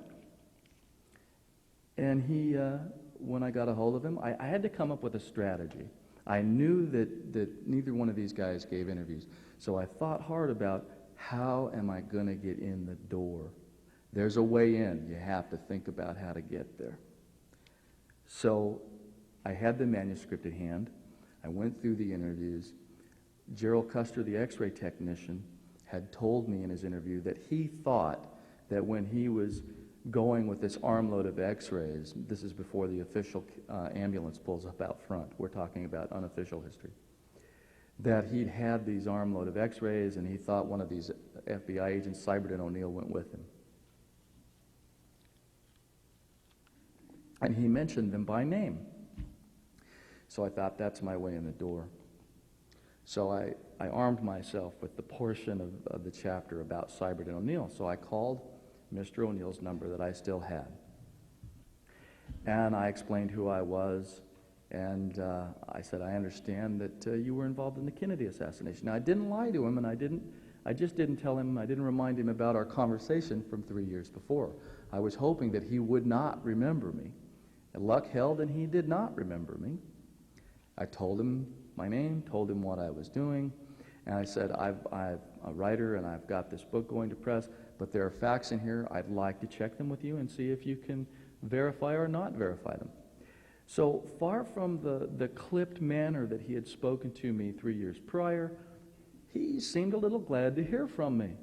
He seemed relaxed, and he ran me down through, yes, he said I was involved in that. He gave me a little bit of his time that he spent as a New York policeman. He ran down his career in the FBI. He told me about being a paratrooper in World War II and then wrapping it up as a judge. He seemed a little glad, and we had this little conversation, and I asked him if he believed in conspiracy at all. And he didn't verify anything that Gerald Custer had said. He said, no, that wasn't me. This guy's sick. He's hallucinating. So he said, we were kept in the anteroom. We could see through the door, but we weren't present for any of the autopsies or any of the x-rays or any of the pictures. We were out of the room at that point in a little anteroom. So I said, so you don't believe that there was a conspiracy to kill Kennedy? He said, absolutely not. He said, don't you think that the Kennedys would have spent every last dime they had to find out what happened to their brother? He said, they all agreed with the report, meaning the Warren report. Okay, so now I've got my foot in the door. So now I keep, as the weeks go by, I keep in contact, and I'm trying to get new ways to call the guy. And I figure out quite a few ways to talk to him. I'd call him up every 2 or 3 weeks, and I know you're busy, but could you just answer a question or two, just a question or two? And he, well, I'm busy, but go ahead. Well, I kept this up, and just about every conversation we would have, I would ask, could I please come see you face to face? And I just kept banging away at this, and he would turn me down at every turn. But he said, how about if I send you an interview that I did at Franklin Pierce Law School? And so that would be fine. Well, I just kept calling, and I thought, well, I'm going to send him a money order just in case he doesn't get around to sending me the tape, which is what happened. I sent him some money and paid for the postage, hoping that he would send me this thing so that I could basically look at this tape, see him in action. He was having it with 2 other researchers, and I thought this is a great opportunity to see Frank O'Neill in debate with 2 seasoned researchers, George Michael Evick and I forget the other gentleman who was present at this conference. So I wait this thing out, and while I'm waiting for that, I decide, he doesn't send it. So I said, how can I get back to him? How can I get something out of him? How can I get his juices stirring? So as luck would have it, I ran across this CBS memo, and it's from this fellow that he goes to church with Humes, and he had this conversation. This is from 1967, and Dr. Humes tells this fella that the FBI agents were not even in the autopsy room when all of this was going on. They didn't even see anything going on with the body. So I thought, well, maybe if I get his juices flowing a little, he will open up. Well, I did that, and I gave him the phrase in the thing where it says about the FBI not even being in the room, and he says, absolutely wrong. Where did you hear that? So I told him, and I said, and he said again, absolutely wrong. So he told me that they were in the autopsy room, and then again I hit him up for the interview, and I sent him a letter with some money in it. Now I didn't have the guts enough to just ask him for his address. I was afraid that he wouldn't give it to me, so I just sent it to the old address that I had. And a week later, it came back unopened. So then at that point, I had to ask him, call him up and ask him for his address. And I said, I sent this money order to you, and this is after I called him again. I sent this money to you, but it came back unopened. I wanted to pay for the materials. He said, yeah, I'm getting ready to send it to you. I just haven't had time to run it off yet. And he wanted a copy. He said, I'm glad you called me. He said, I went down to my local library, and I didn't find anything mentioning that we were out of the room. Well, I said, that was from a self-published book, and that's probably why you can't find it. I said, I'd be more than happy to send you the original source document. So he said, I'd appreciate that very much. So I got it off to him. I sent it along with the money order. Now, September 11th came along, and of course we all know what happened. I'm out in the backyard, and I'm working away, and a member of my family comes along. She hands me the phone and says, I have no idea who this is. So I say, hello? He says, Mr. Law, this is Frank O'Neill. So I'm caught off guard, and I said, well, hello, Frank. And I stopped and said, Mr. O'Neill, how are you? He says, well, I wasn't doing too good a few days ago, but I'm doing better now. And we talked about September 11th. He said, I got the memo. I appreciate it very much, and I'm going to send you a tape I did. I'm going to send you a couple of interviews I did. And so that's what he did. So I get the envelope And true to his word, it was like 4 days later, I get this express package. I look inside, it's got a videotape and a letter. And here's the letter. Honorable Francis X. O'Neill, Jr., September 17th, 2001. Dear Mr. Law, as promised, enclosed is a copy of a tape made at Franklin Pierce, made in an evidence class wherein I am discussing my actions during the evening of the assassination of JFK. You will note I deleted the comments of the other two gentlemen who participated due to their obvious lack of solid evidence to establish their ridiculous conclusions. Also were enclosed are copies of articles of the American Medical Association relative to an interview with Dr. Boswell. You will especially note his comments on page 5. Interviews with Dr. Humes, Crenshaw, and others follow. I agree with a substantial portion of these comments. I have also included a portion of a chapter in my manuscript pertaining to my actions on the Arab terrorism desk, and it should be interesting reading. Sincerely, Frank O'Neill.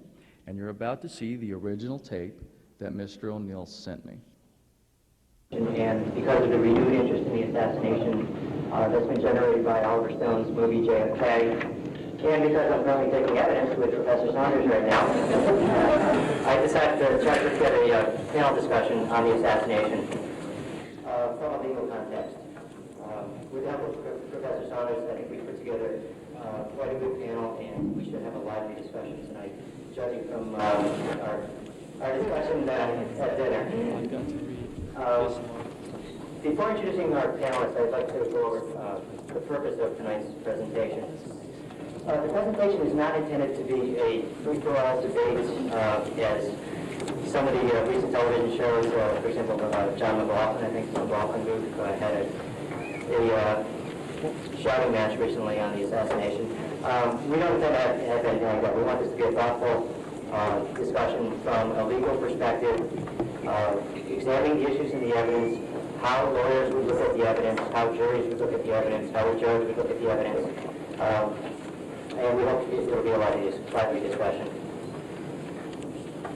On November 22nd, 1963, President Kennedy was assassinated. Less than an hour later, a police officer in a residential section of Dallas was murdered. And 2 days later, the accused assassin, Lee Harvey Oswald, himself was murdered on national television. These events have been interpreted in many different ways over the last 28 years, and including 2 different ways by the federal government itself.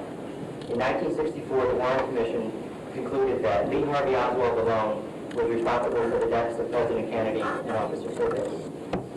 In 1979, the House Select Committee on Assassinations concluded that President Kennedy was, quote, probably killed as the result of a conspiracy, unquote, based on acoustical tests performed on an audio tape of the assassination, which was accidentally recorded by a Dallas police motorcycle officer who was riding on his motorcycle at the scene of the assassination. The tape indicated, according to the acoustical testing, a second gunman in the grassy knoll. Tonight, we'll look at the evidence, and tonight you can be the jury. I'd like to introduce our panel. To my left is a retired special agent with the FBI. Mr. O'Neill was present at the autopsy of John F. Kennedy and participated in the FBI's investigation of the assassination. Mr. O'Neill has a law degree from the University of Baltimore Law School. He is, among his many experiences, include being the FBI liaison to the Secretary of State, Secretary of Defense, Vice Presidents. He's also been the FBI liaison to foreign intelligence agencies all around the world. I was crossing the Golden Gate Bridge from New York County into San Francisco on my way to San Francisco State to teach my classes there. On one side of the bridge, I heard that awful sound, which I think NBC used. It doesn't use it anymore, to indicate something awful has happened.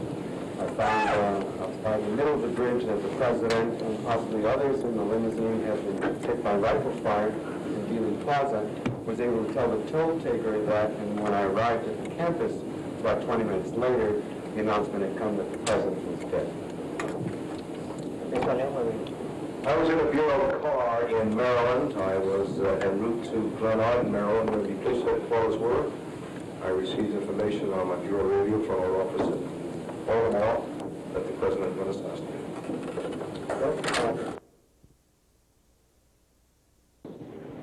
Credible evidence shows, not conjecture, not a theory, but facts. Facts that can be admitted in the court of law. Facts that any reasonable jury would find one person, and one person only, responsible for the assassination of John Fitzgerald Kennedy. But I'll leave that at a subsequent time. Just some comments about the things which were discussed in the slideshow which you saw, which I thought, by the way, was excellent, and many of which I had not seen before. I think both of you gentlemen have done an incredible job in gathering. That was it. Now this show was originally, as I understand it, I haven't seen the whole thing, an hour or 2 hours long. Now, the end, 4 minutes and 40 seconds of video with Frank O'Neill talking for all of 1 minute and 3 seconds. I stared at the TV screen in disbelief that he had gone to the bother and expense of sending me something so inconsequential, and then looked again at his letter. You will notice I have deleted the other gentlemen due to their lack of credible information to support their ridiculous claims. I burst out laughing. Yes, Mr. O'Neill, I said out loud, you certainly did. I had hoped to use the give and take between the individuals in the discussion on the assassination as a segue to my own questions, but that would be impossible now. I had also wanted to see how he handled himself in the cut and thrust debate with two knowledgeable researchers of the Kennedy case, also now impossible. Okay, now here's the meat, and this is a long piece, but bear with me, it's important. I turned to the other documents he had enclosed with the VHS tape. There, copied from his local library, were the articles for the Journal of the American Medical Association from 1992. The next pages were labeled down the side of the page in black letters in printed hand, terrorism. The next document was titled Assassination of John F. Kennedy. My heart rate increased. Surely he didn't send me from his book. He had told me that he had been working on a book and he had quite a chapter on the Kennedy assassination. And all of this was leading around to trying to get my hands on a copy of this thing because it had not been published yet. So now here he goes, and he didn't mention that he was going to send this. And he doesn't mention it, you'll notice, in the original letter. He just stuck it in the envelope. So here it is, you know, his own words about what he thought about the Kennedy assassination. Okay. The document consisted of 12 pages of script. Some pages looked newer than others, new pages mixed with older ones, possibly an old draft of a chapter mixed with a new one. I tried to slowly read through the pages. They described the drive to Andrews Air Force Base, the contact with Ed Tully and Hoover's directions to stay with the president's body, the coffin being unloaded from Air Force One and put aboard a gray Navy ambulance, he and Seibert getting into the second car of the motorcade, the ride to Bethesda Naval Hospital, and the unloading of the casket. This is direct quotes now from his chapter. The driver of the ambulance, Special Agent Bill Greer, Kellerman, Seibert, and myself, went to the rear of the vehicle, opened the door, and proceeded to take out the casket.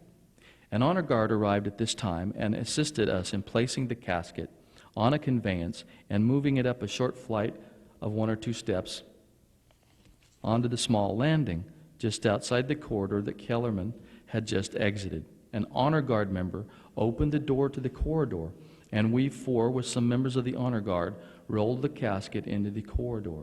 Immediately upon entrance, several feet away, was a door to our left. Pushing open the door, they took us into the small room with several morgue slots for bodies.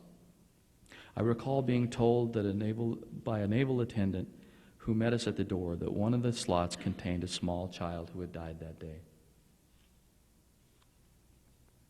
He goes on to describe going through another door to the right, rolling the conveyance into the autopsy room where there were persons who immediately introduced themselves as the autopsy surgeons. The casket was moved to an autopsy table where it was opened by the medical technicians. The casket was bronze, in essence the casket that left Dallas. He describes the body, wrapped in a sheet with another bloody sheet wrapped around his head. The body was lying on a plastic-type sheet, as described in Dallas, to protect the inside of the lining of the casket, becoming soiled with blood. His hands were clenched, eyes opened, and his mouth was in a grimace. He and Seibert helped take the body out of the casket. At that point, one of the physicians, Commander Humes, requested that all non-medical personnel who were to assist with the autopsy leave the room so that x-rays and pictures could be taken.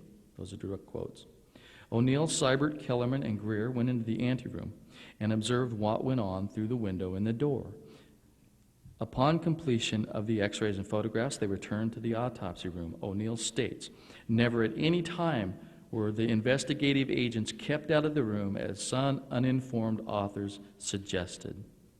There follows a direct dart aimed at David Lifton's best evidence. It would have been a physical impossibility for anyone to have tampered with the casket or the body from the time it left Air Force One until the time we took the president out of his coffin. The next part was basically what he had told me during our telephone conversations. Jackie Kennedy wanted a partial autopsy. The agents wanted a full autopsy to ascertain the exact cause of President Kennedy's death. The matter was resolved, O'Neill wrote, by Admiral Holloway, Sick Galloway, commanding officer in charge of the hospital. Holloway was also how it appeared in his contemporaneous notes. He also wrote of the interviews of Kellerman and Greer, noting they had not had a chance to clean up after the shooting. Both men had blood and parts of brain tissue on the backs of their coats, evidence of the force with which the president's head had, for a better word, exploded. He claimed to have kept General Philip Will out of the autopsy room briefly until he properly identified himself. Will left and came back with a coffin for burial, as the bronze casket had a broken handle, and Will did not feel it was appropriate for President Kennedy to be buried in a broken coffin. At some point that night, O'Neill and Seibert hastily passed around a sheet of paper and directed that all present write down their names. That's a direct quote. Now, here's the meat. I read through the chapter at least 3 times, and I didn't see any significant in contradiction with the official version. It took a couple of more readings to catch it. After O'Neill tells us about passing paper for signatures, the next paragraph reads, "Immediately upon viewing the body, it was evident that a tracheotomy had been performed. So far, it's close to the 302 report." He goes on, "Humes, viewing the body, indicated that some type of surgical procedure had been done in the head region, possibly cutting of hair or removal of some slight tissue to view the massive wound in the right rear of the president's head." He tells us it was Humes who made the statement, as well as surgery of the head area, namely in the top of the skull, which he had admitted to me in a phone conversation, so I wasn't surprised by this. But the key here is in his statement, possibly cutting of hair and removal of some slight tissue to view the massive wound in the right rear of the president's head. Surely even a paper pusher such as James J. Humes, who hadn't done an autopsy in years, could tell a cut from a scalpel and the cutting of hair versus tearing from a bullet. O'Neill went on to say there was no cutting of the body of the president until the x-rays were developed. Humes pointed out to Seibert and I the many fragments of bullets and skull that were in the skull cavity. He does not mention seeing the sliver of what appears to be a bullet in the right part of the skull, which is quite obvious in the frontal x-ray and should have been mentioned in the 302 report Seibert and O'Neill made from their notes. Nor does O'Neill remember seeing this metal fragment, when the ARRB showed him the Kennedy AP x-ray during his testimony in 1997, indicating, as I believe, that the x-rays now in the archives are indeed composites, as suggested by Dr. David Mantic. Mantic has run tests on the x-rays and believes that they are composites, i.e. forgeries. I believe O'Neill holds part of the key to this and gives confirmation to Mantic's suspicions, even though, because of his nature and background as a government agent and later state congressman, he is incapable of believing that John F. Kennedy was killed as a result of a government conspiracy. Plainly, he has not studied the case in all aspects, ergo the Dallas witnesses to the assassination, the paper trail of documents, the action and inaction of the Secret Service in the days leading up to and including the aftermath of the assassination, and of course, what happened at the Bethesda morgue. He holds keys he does not know he possesses, keys locked in memory. The most stunning portion of the manuscript on Kennedy that O'Neill sent me was yet to come.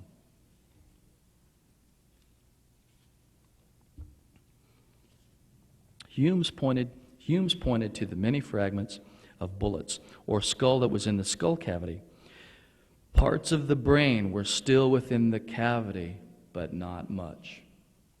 Emphasis mine. This fits directly with Paul O'Connor's recollection that when President Kennedy was taken from the casket and the sheets were unwrapped from around the head, there was no brain to be removed.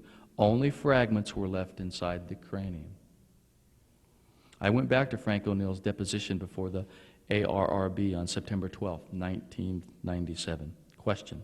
And let me say, in way of preface, these photographs have been identified as having been taken of President Kennedy's brain at some time after the autopsy, after they have been set in formalin. Can you identify that in any reasonable way as appearing to be what the brain looked like of President Kennedy? Answer, no. Question, in what regard does it appear to be different? Answer, it appears to be too much. Mr. Gunn, could we now look at, let me ask a question. Question, if you could elaborate a little bit on what you mean, it appears to be too much. It appears to be too much. Answer, well, from this particular photograph here, it would seem the only section of the brain which is missing is this small section over here. To me, that's not consistent with the way I recall seeing it. I do recall seeing a large amount of what was identified to me as brain matter being on the back of Kellerman's Kellerman's jacket and Greer's jacket. And to me, that was a larger portion than this section here. This looks almost like a complete brain, or am I wrong on that? I don't know. The testimony continued.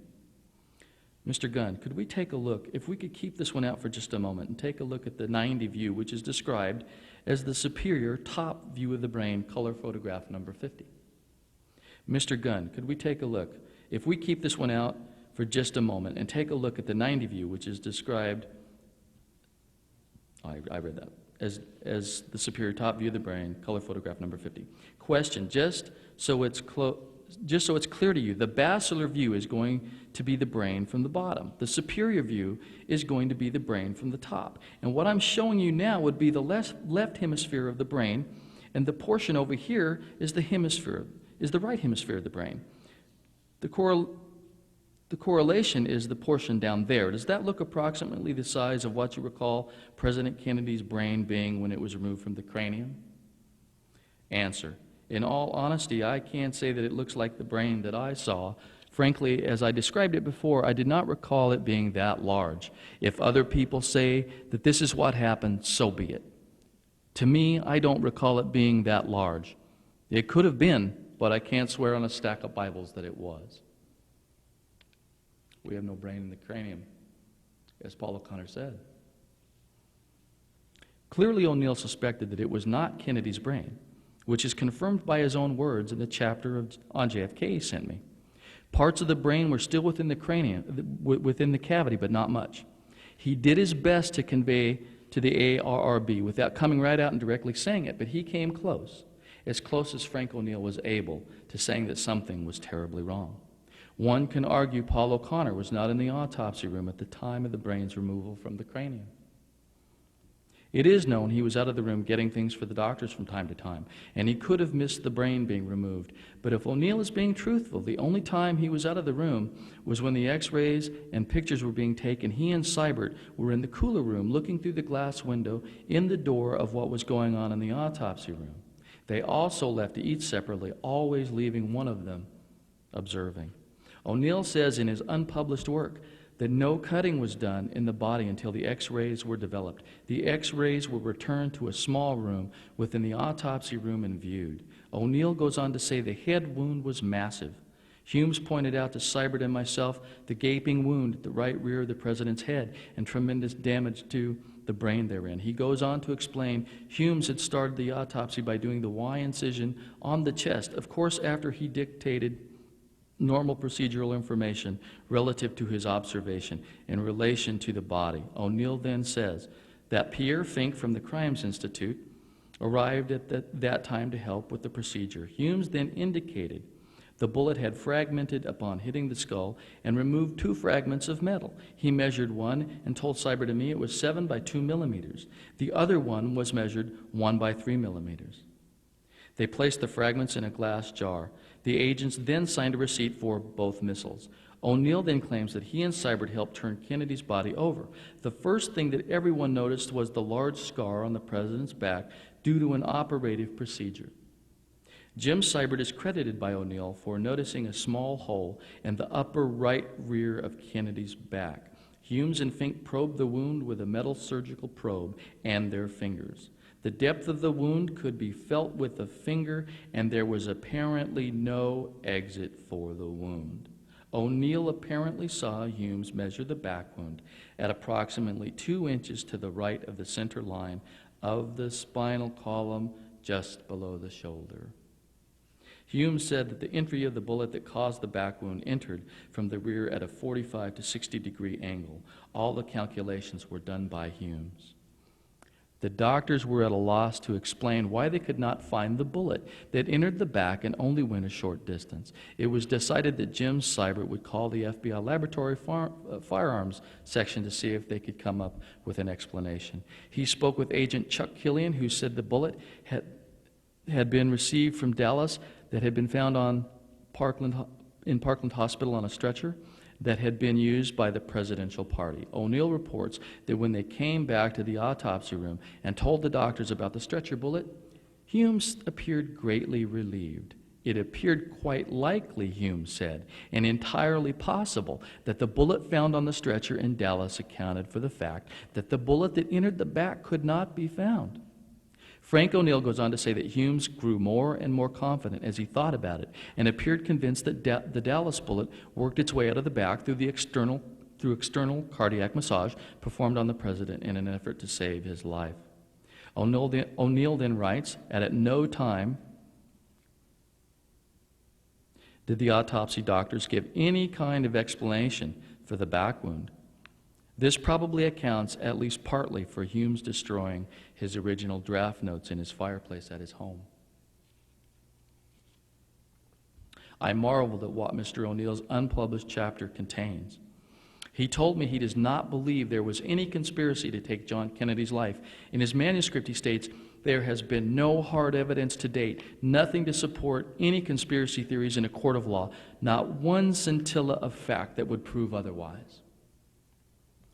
Yet, he puts the lie to his own argument against conspiracy and Kennedy's death by his own belief that the single bullet theory is not possible. If the single bullet theory is not possible, i.e. one bullet caused 7 wounds in 2 men, going through skin and bone and falling out on a stretcher in Parkland Hospital, almost unscathed, then there was indeed more than one assassin in Dealey Plaza that day. The next time I talked to Frank O'Neill, I would have to be prepared. I would have to have a detailed list of questions ready and see how many of them I could get him to answer. How far could I push the envelope? I contacted him again on October 12th in 2001. He was cordial, and the brusque manner of our earlier conversations was gone. We started off by discussing events that had occurred since September 11th.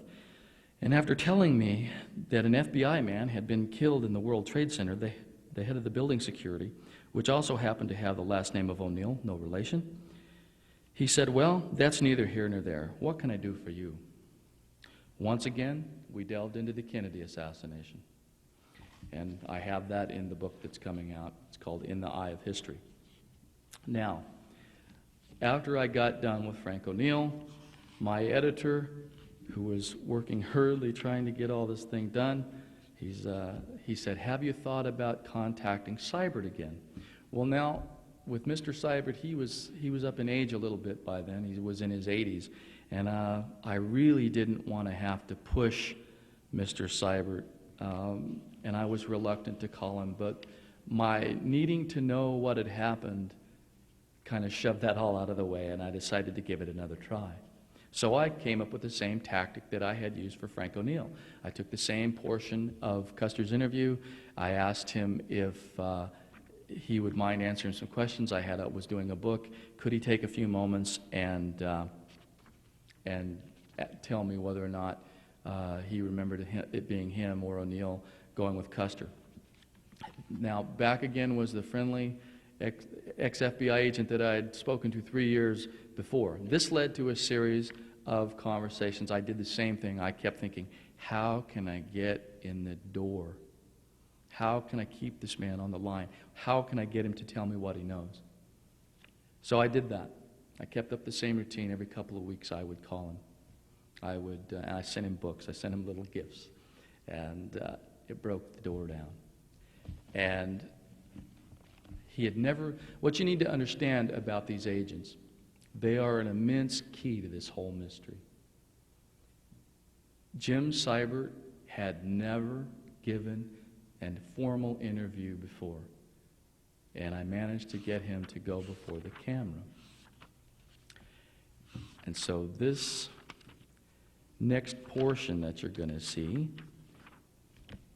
is film of, after many weeks of conversation, of the film that I managed to get him to do this. And Deborah and I went down to Florida. And now, how I got him to do this was I didn't say, I want to formally interview you by camera. Because I have a stack of documents where everybody from Vincent Bugliosi to Anthony Summers to college students have written letters saying, please, please, I'm doing this paper, could you please give me an interview? And he just wouldn't do it. I will tell you that during one of our first conversations, this is in the very beginning, he told me, he said, this is Jim Seibert, they were grasping at straws the way they handled that, the whole commission. And they pushed a lot of the stuff under the carpet. The grassy knoll witnesses, they didn't want to hear what they had to say. I'll tell you, it was a mess. So that's when I managed to break through, and we had the breakthrough, and we go to Florida. And Deborah and I arrive in Florida. We're all very excited about this, pumped up. We're going to get Seibert to do this thing. Now, I didn't want to scare him off, and I didn't take a lot of equipment. I took a small video camera, and I stuck it in my travel bag, just in case I could get the fellow to say, yeah, you can tape it. But I came up with a little plan if he didn't say, yeah, you can tape it. So as Deborah and I are having breakfast, I said, Deborah, I have a plan. I took this little recorder out of my bag, and I said, when we get to where he's taking us, and we're going to do the interview, he's going to, we're going to start this thing. And I said, what I'm going to do is I'm going to say, Mr. Seibert, would you mind if I camcorded this? And if he says no, then I want you to give him this little microcassette recorder. And I'm going to say, well, Mr. Seibert, I don't think I can write fast enough to get everything that you're going to tell me. And then, Deborah, I want you to give me this little tape recorder, and I want you to say, William, I have this if it'll help you take notes. And then if he still says no, I just want you to write as fast as you possibly can to get everything that we can. So about that time, I hear what I think is Mr. Seibert's voice. I go, I get him, and here's this man. He is at this point about 84 years old. He stands there erect, straight back, snow white hair, chiseled features, looked great for 85. We introduce ourselves. He takes us to the car. I'd called him the night before, and he had agreed to pick us up and take us to our rental car. So we get in the car, and Deborah and I are just beside ourselves. We're going to do the first interview with this man that's ever been done. We just can't believe we're there. So we're bumping along now, And I said, you know, Mr. Seibert, I am so happy to be here, that you were actually there. You can give me so much information on the wounds to the president's body. And his dear little wife turns to me where I'm sitting in the back seat, looks directly at me, and she says, well, you know, his brains were all blown out of his head. So I said, well, you know, that was one of the questions I was going to ask. Now, what you're going to see is the very first footage of Jim Seibert anywhere. And we'll show that now. This is just a section that's talking from a report done by Arlen Specter. You mentioned this too, but things were really tough then. They were tight. You just come out of the missile situation down there in Cuba, and here you had a guy, Oswald, that they had traced back there to the book repository and that floor and everything. He had been murdered by Ruby. He certainly was never going to testify in the trial, any subsequent trial. And they, at the time, I think, they wanted to get this Warren report out. I think Johnson was pushing them on that to get that out. And you had the single bullet theory developed on as a result of that, and that's the way it was left. And of course, you know what kind of pot shots are taking at the Warren Commission report, and especially the single bullet theory now. But let's see, it was, I forget what year it was, that several years later we got a call from Baltimore, and they said, O'Neill and you are to go down to Washington and you're to be interviewed by Senator Specter, who is the counsel for the Warren Commission. Yes, I was going to ask you to tell me your thoughts on Mr. Specter and the single bullet theory. Well, I just, that single bullet theory, I mean, when they subpoenaed, they didn't subpoena me, they had me come up for this deposition there at College Park. I said, well, before I come up there, I said, I want you to know one thing. I said, I'm not an advocate of the single bullet theory. I said, I don't believe it, because I stood there 2 foot from where that bullet wound was in the back, the one that they eventually moved up to the base of the neck. And I said, I was there when Boswell made his face sheet and located that wound exactly as we described it in their FD 302. And I said, furthermore, when they examined the clothing after it got into the bureau, those bullet holes in the shirt and the coat were down 5 1/3 inches there. So there's no way that that bullet could have go that low, then come up, raise up and come out the front of the neck, zigzag and hit Conley, and then end up in a pristine position on a stretcher over there in Dallas. I said, so that's why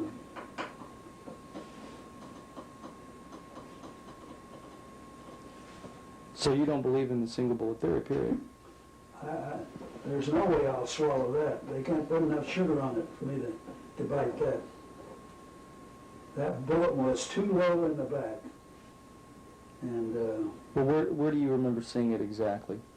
I believe that your partner, Frank O'Neill, if I remember right, credits you with finding the bullet hole in the back. well, let me clarify that. When they had the body over at Parkland, you had a shoving match over there because the fellow who was going to do the autopsy over there said that the autopsy had to be done in Texas. They were going to do it there. And you had Kellerman telling them that they had orders from the Secret Service and also from Bobby Kennedy that it was going to be done in Washington. So they never were not, now you can look in the summary of the Warren report, in that Parkland, they never knew there was a bullet wound in the back. That body left there, and not knowing a bullet wound in the back. It comes over to Parkland, and Parkland gets it, not knowing there's a bullet wound where the tracheotomy was made. So that's a pathetic situation there that could have been handled if they'd have made a phone call, or the smart thing to have done if there hadn't been such animosity between the partners over there. Put one of those Parkland doctors on Air Force One. let him come right into Bethesda and say, here's what we did, and the clothing come in with it, if get a hold of clothing, or because they'd seen that they slipped off the tie, they didn't even undo the tie over there, and here you had a nick in the knot that was made by whatever this entrance or exit wound in the throat where the tracheotomy was. And let's go back to your interview with Mr. Spector. Oh, well, of course, he was conducting the interview, and we couldn't make notes. We were answering questions. But let me get this right here, because I've got. But I told, as I say, I told Frank we're going into the bureau while it's fresh on our mind and dictate questions that Spector asked us. So they gave us a steno. And the first question he said, here's Spector, now I was asking you on I these questions. State exactly what you did on the night of November 22nd, 63, and what your instructions were in connection with this incident. Answer, we met the presidential aircraft, accompanied the body in the motorcade, and following arrival at the Navy Medical Training Center, witnessed the autopsy. We were instructed solely and specifically to obtain any bullets which might have been in the president's body and take them to the FBI laboratory. This was our purpose for being present at the autopsy. Now, I want to point this out too. Keep in mind there is no federal statute at this time, 63, that gives any governmental agency jurisdiction to investigate the attempted assassination or assassination of a president. This bill was passed in 65. So we were there, just like we were instructed, observe the autopsy, obtain anything removed from the body, identify it, hand carry it to the laboratory for any possible future trials. Now, what position did you occupy in the motorcade? We were seated in the third car of the motorcade. Now, this is, and O'Neill said 5, I think, later on, but it was the third because this was, both of us were given this at the time. You know, your mind plays tricks on you. Sure. What was the time of the preparation of the autopsy of the hospital? 7:17 p.m. That was before they started photographs, x-rays, and all that stuff, and getting authority from Jackie, what kind of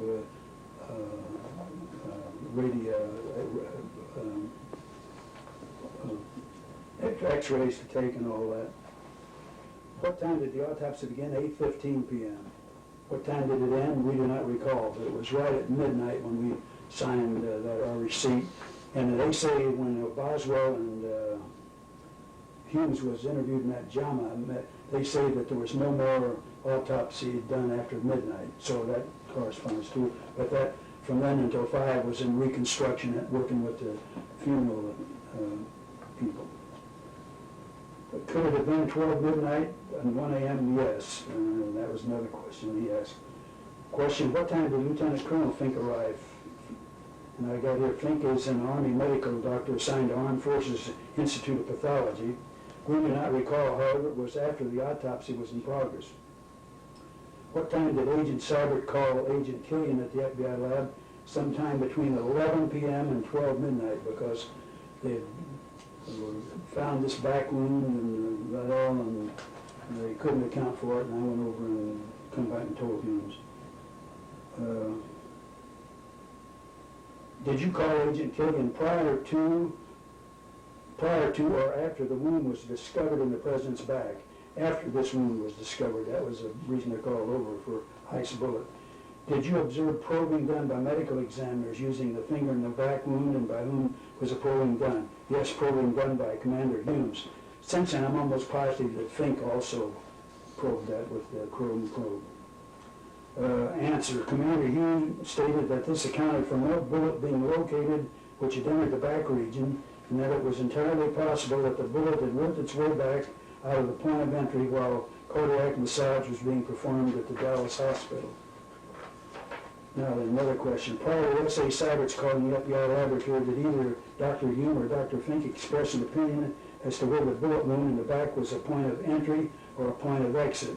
We can recall no such discussion. because I think they assumed, he said it come down to 45-degree angle. I think he's assuming that that's an entrance wound in the back. But they didn't have an opinion that night?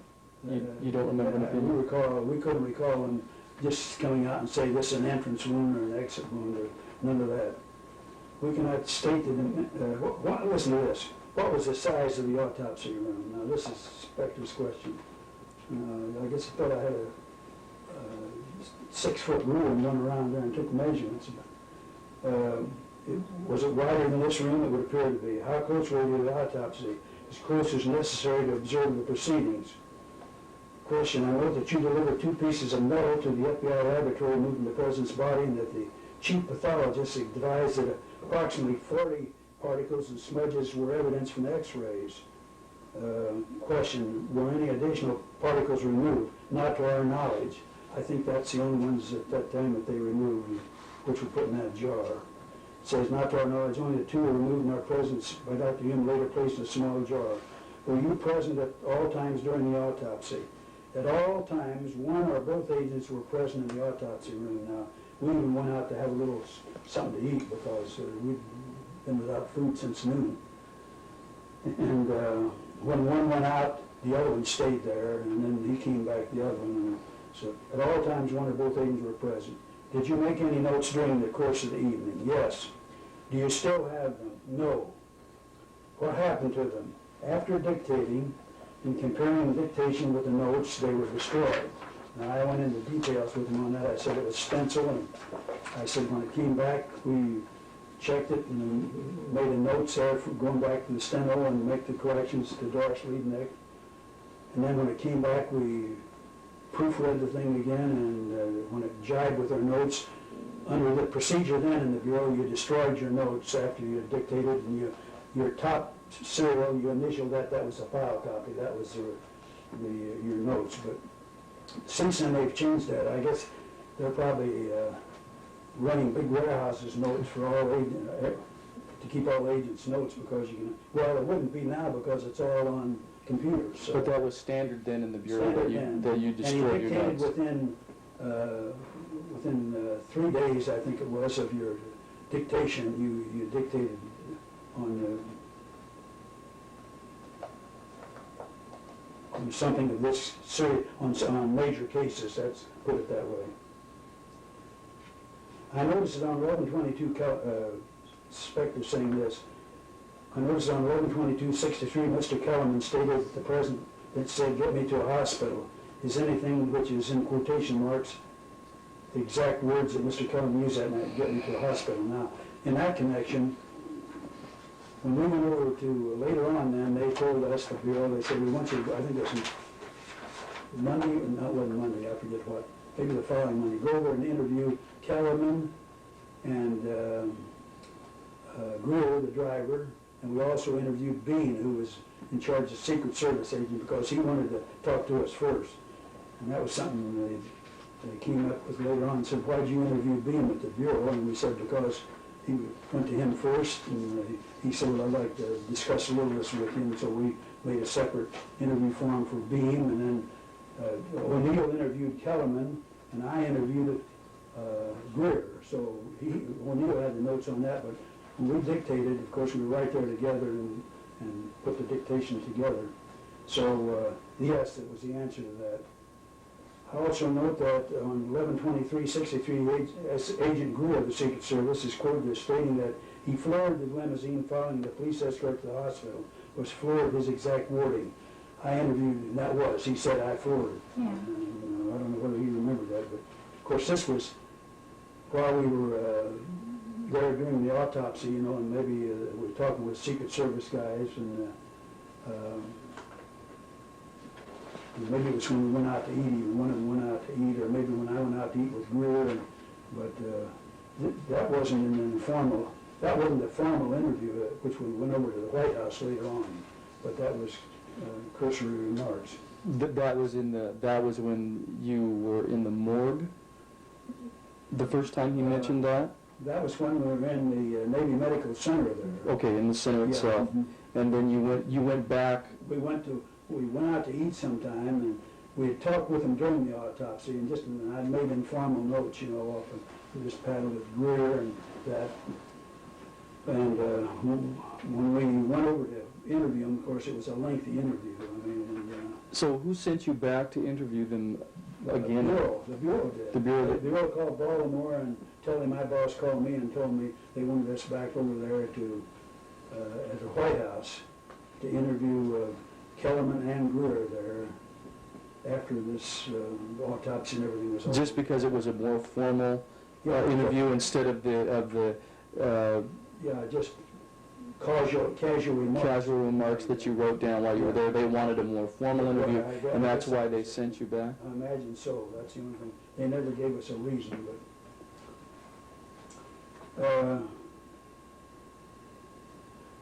did Greer and Kellerman appear to retain their composure on 11/22?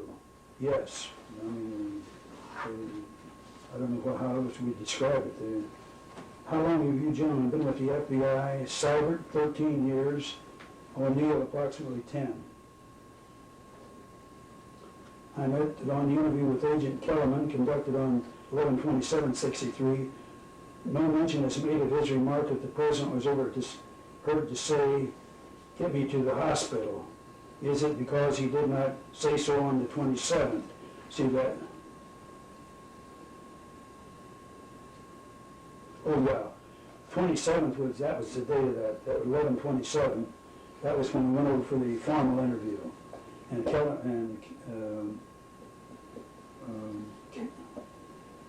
Spector is saying in that formal interview it doesn't say anything about get me to the hospital, but O'Neill had it in his original notes, that we dictated prior to that. Well, now, there's some confusion for me.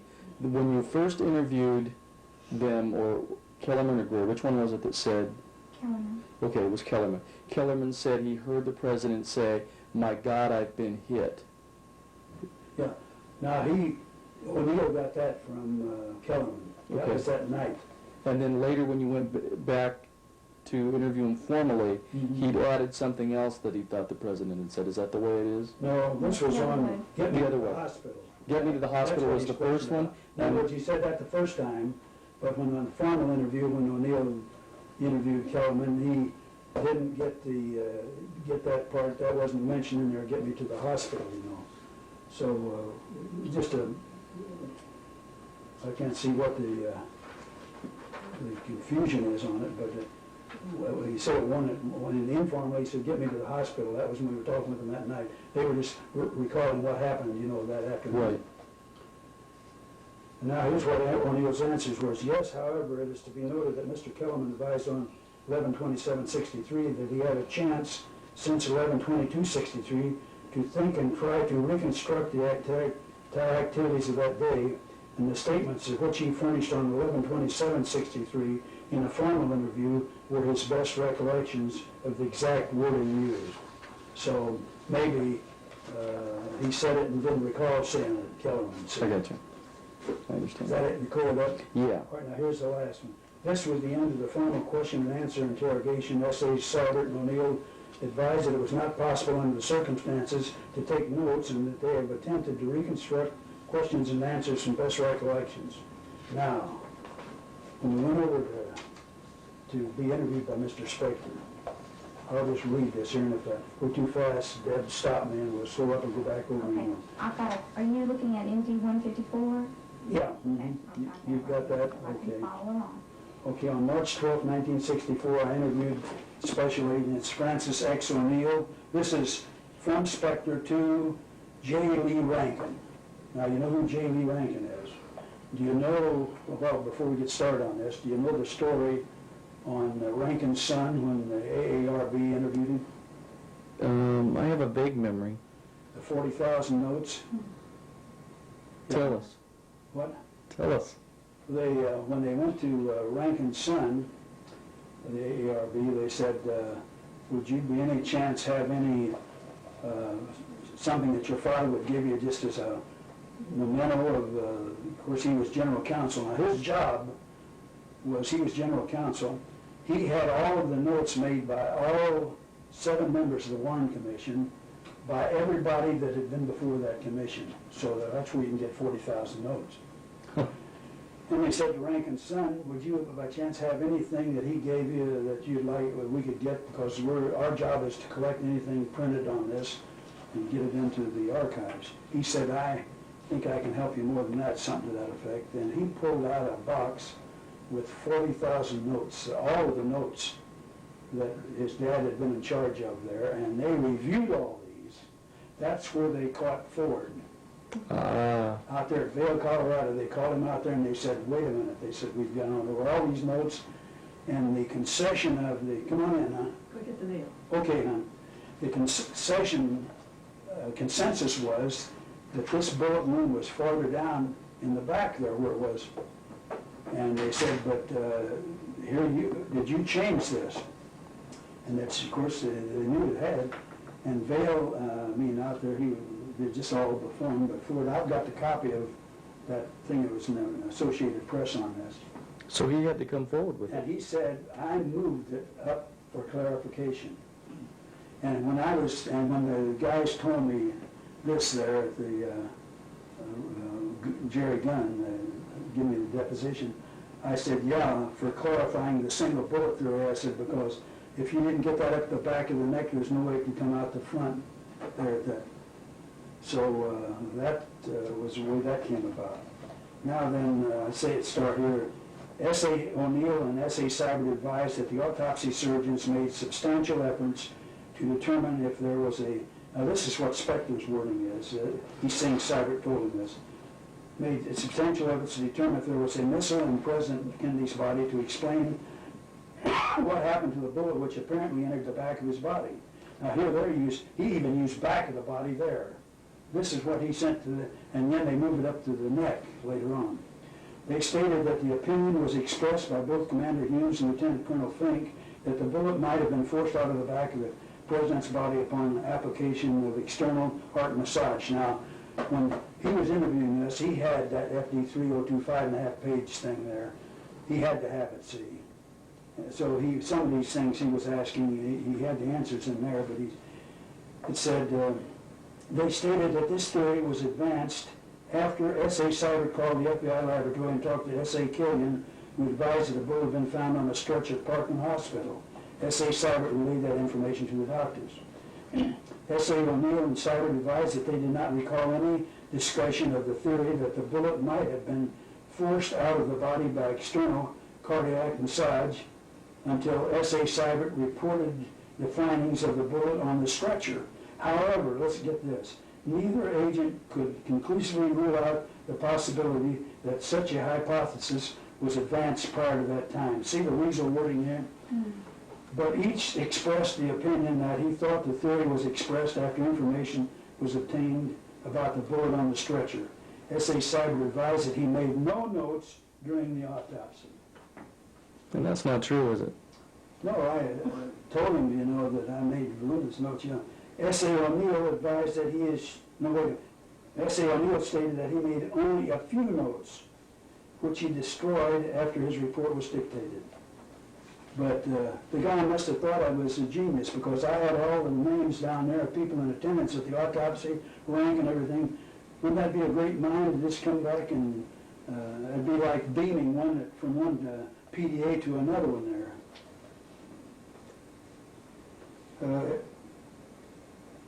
S.A. O'Neill advised that he assured that his notes would not have shown when the doctors expressed the thought that the bullet might have been forced out by external heart massage. In relation to the time that they, it would not have shown, in relation to the time that they learned of the presence of the bullet on the Parkland Hospital stretcher. I also questioned S.A. Seibert and O'Neill about their interview of SAIC Kellerman and Greer on the portions of the FBI report which Keller and Greer have repudiated. So now here, the only thing I can figure here is you've got Spector that has developed single bullet theory, and he's, of course, in contact with Secret Service, and he's saying no, that they repudiated that, but I don't know what's in the AARB when they interviewed Kellerman and Greer, what they told them, but S.A. Seibert and O'Neill stated that they interviewed Kellerman Greer formally November 27th and talked to them only informally at the autopsy. O'Neill stated that he is certain that he had a verbatim note on Kellerman's statement because I said he talked to Kellerman and I talked with Greer, get me to the hospital, and also that Mrs. Kennedy said, oh no. S.A. Neal stated he was sure there were direct quotes from Kellerman because O'Neill used question marks in his report which indicated that he had written these precise words in his notes, which notes have since been destroyed after the report was dictated. Neal noted that Kellerman did not repeat the language in the interview on 27 and that in the latter interview O'Neill took down that Kellerman said without leading or directing him in any way. I also asked the two special agents, Spector speaking, about the language in their reports that Greer glanced around and noticed that the president had evidently been hit and thereafter got on the radio and communicated with the other vehicles, stating that they desired to get the president to the hospital immediately. S.A. O'Neill and Seibert advised that the best of their recollection, Greer told them just that, but they probably did not make any notes of these comments since their conversation with Greer was an informal one at the top of the autopsy, at the time of the autopsy, and they did not have an opportunity to make extensive notes in accordance with their normal interviewing procedures. Dictated 11:45 a.m. to 12 noon, took him 15 minutes, but that's, here he's got a page and a half, and I've got, I don't know how many on that, one I can tell you just before that.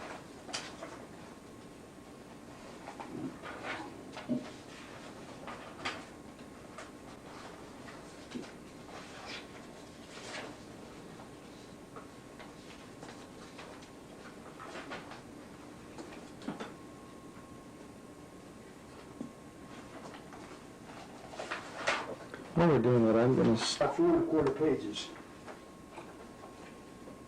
Yeah, go ahead. Okay, I just wanted to make sure I was getting a picture here, and I am, so we're fine. Go ahead, you can continue. Okay, what's next?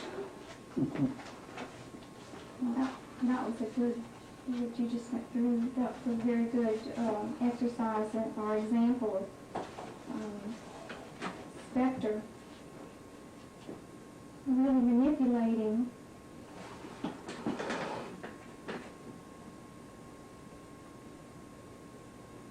Why don't we go back I to... mean, I can't believe that he put in there that you guys didn't take any notes. Yeah, that's what, that's when I was at the deposition, and he said, didn't you dictate? He said, have you ever had a chance to see what you dictated? I said, no, because I said it was dictated at the bureau, and it was a memo, and it wasn't in the Baltimore file. And he said, well, here, and he handed me a copy, and I've got that there too, and all this stuff that I just read. So, yeah, I saw And that's the that. first time I'd seen it. That's the first time you'd seen In the 97. 302 was in 90. That is amazing. Not the FD302, but the memorandum we dictated after Spector. Oh, after Spector, okay. Yeah. But he knew, Spector knew. He had our FD302. Right. So he was trying to establish in the record that you had written this so long after and hadn't taken notes and that you were wrong. That's what he was trying to get on record. Well, of course, he had the date on that FD302. Let's see. Is it the 27th? 26th. 26th. The Yeah. 26th. I've got the 25th, yeah. So he had that in, and this was, when he interviewed us, what date did I say that was? Here, I've got it right here.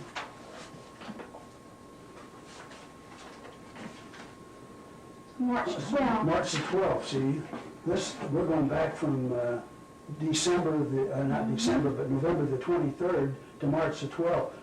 You know good and well he had plenty, because all this stuff was furnished to the Warren Commission and stuff in the reports and all that. He was trying to take the validity from your report. Here's the predicament they were in. They had given all this to us that Friday night about the bullet wound in the back. That was a magic bullet that ended up coming out the neck and all that in the single bullet theory. And then the massive wound, which was the one that caused the death. So he had to, in interviewing us, and to get that moved up, I don't know what all went on. See, the Bureau didn't fill us in on that. And that's what they couldn't get over on. Now, some of the things they're talking about, headquarters and the field now, you know, and more cooperation. It seemed to me like that they should have, looking back, and I knew that the Bureau supervisor should have called O'Neill and I were there at the rest of the agency and said, do you know what happened on this? We've got a new autopsy report now, and fill us in on it. But I told him, I said, I have never been contacted by him. I've been asked questions like, is this the doctor's wording, and is this correct measurement that they gave you on this and all, but that's the way it went.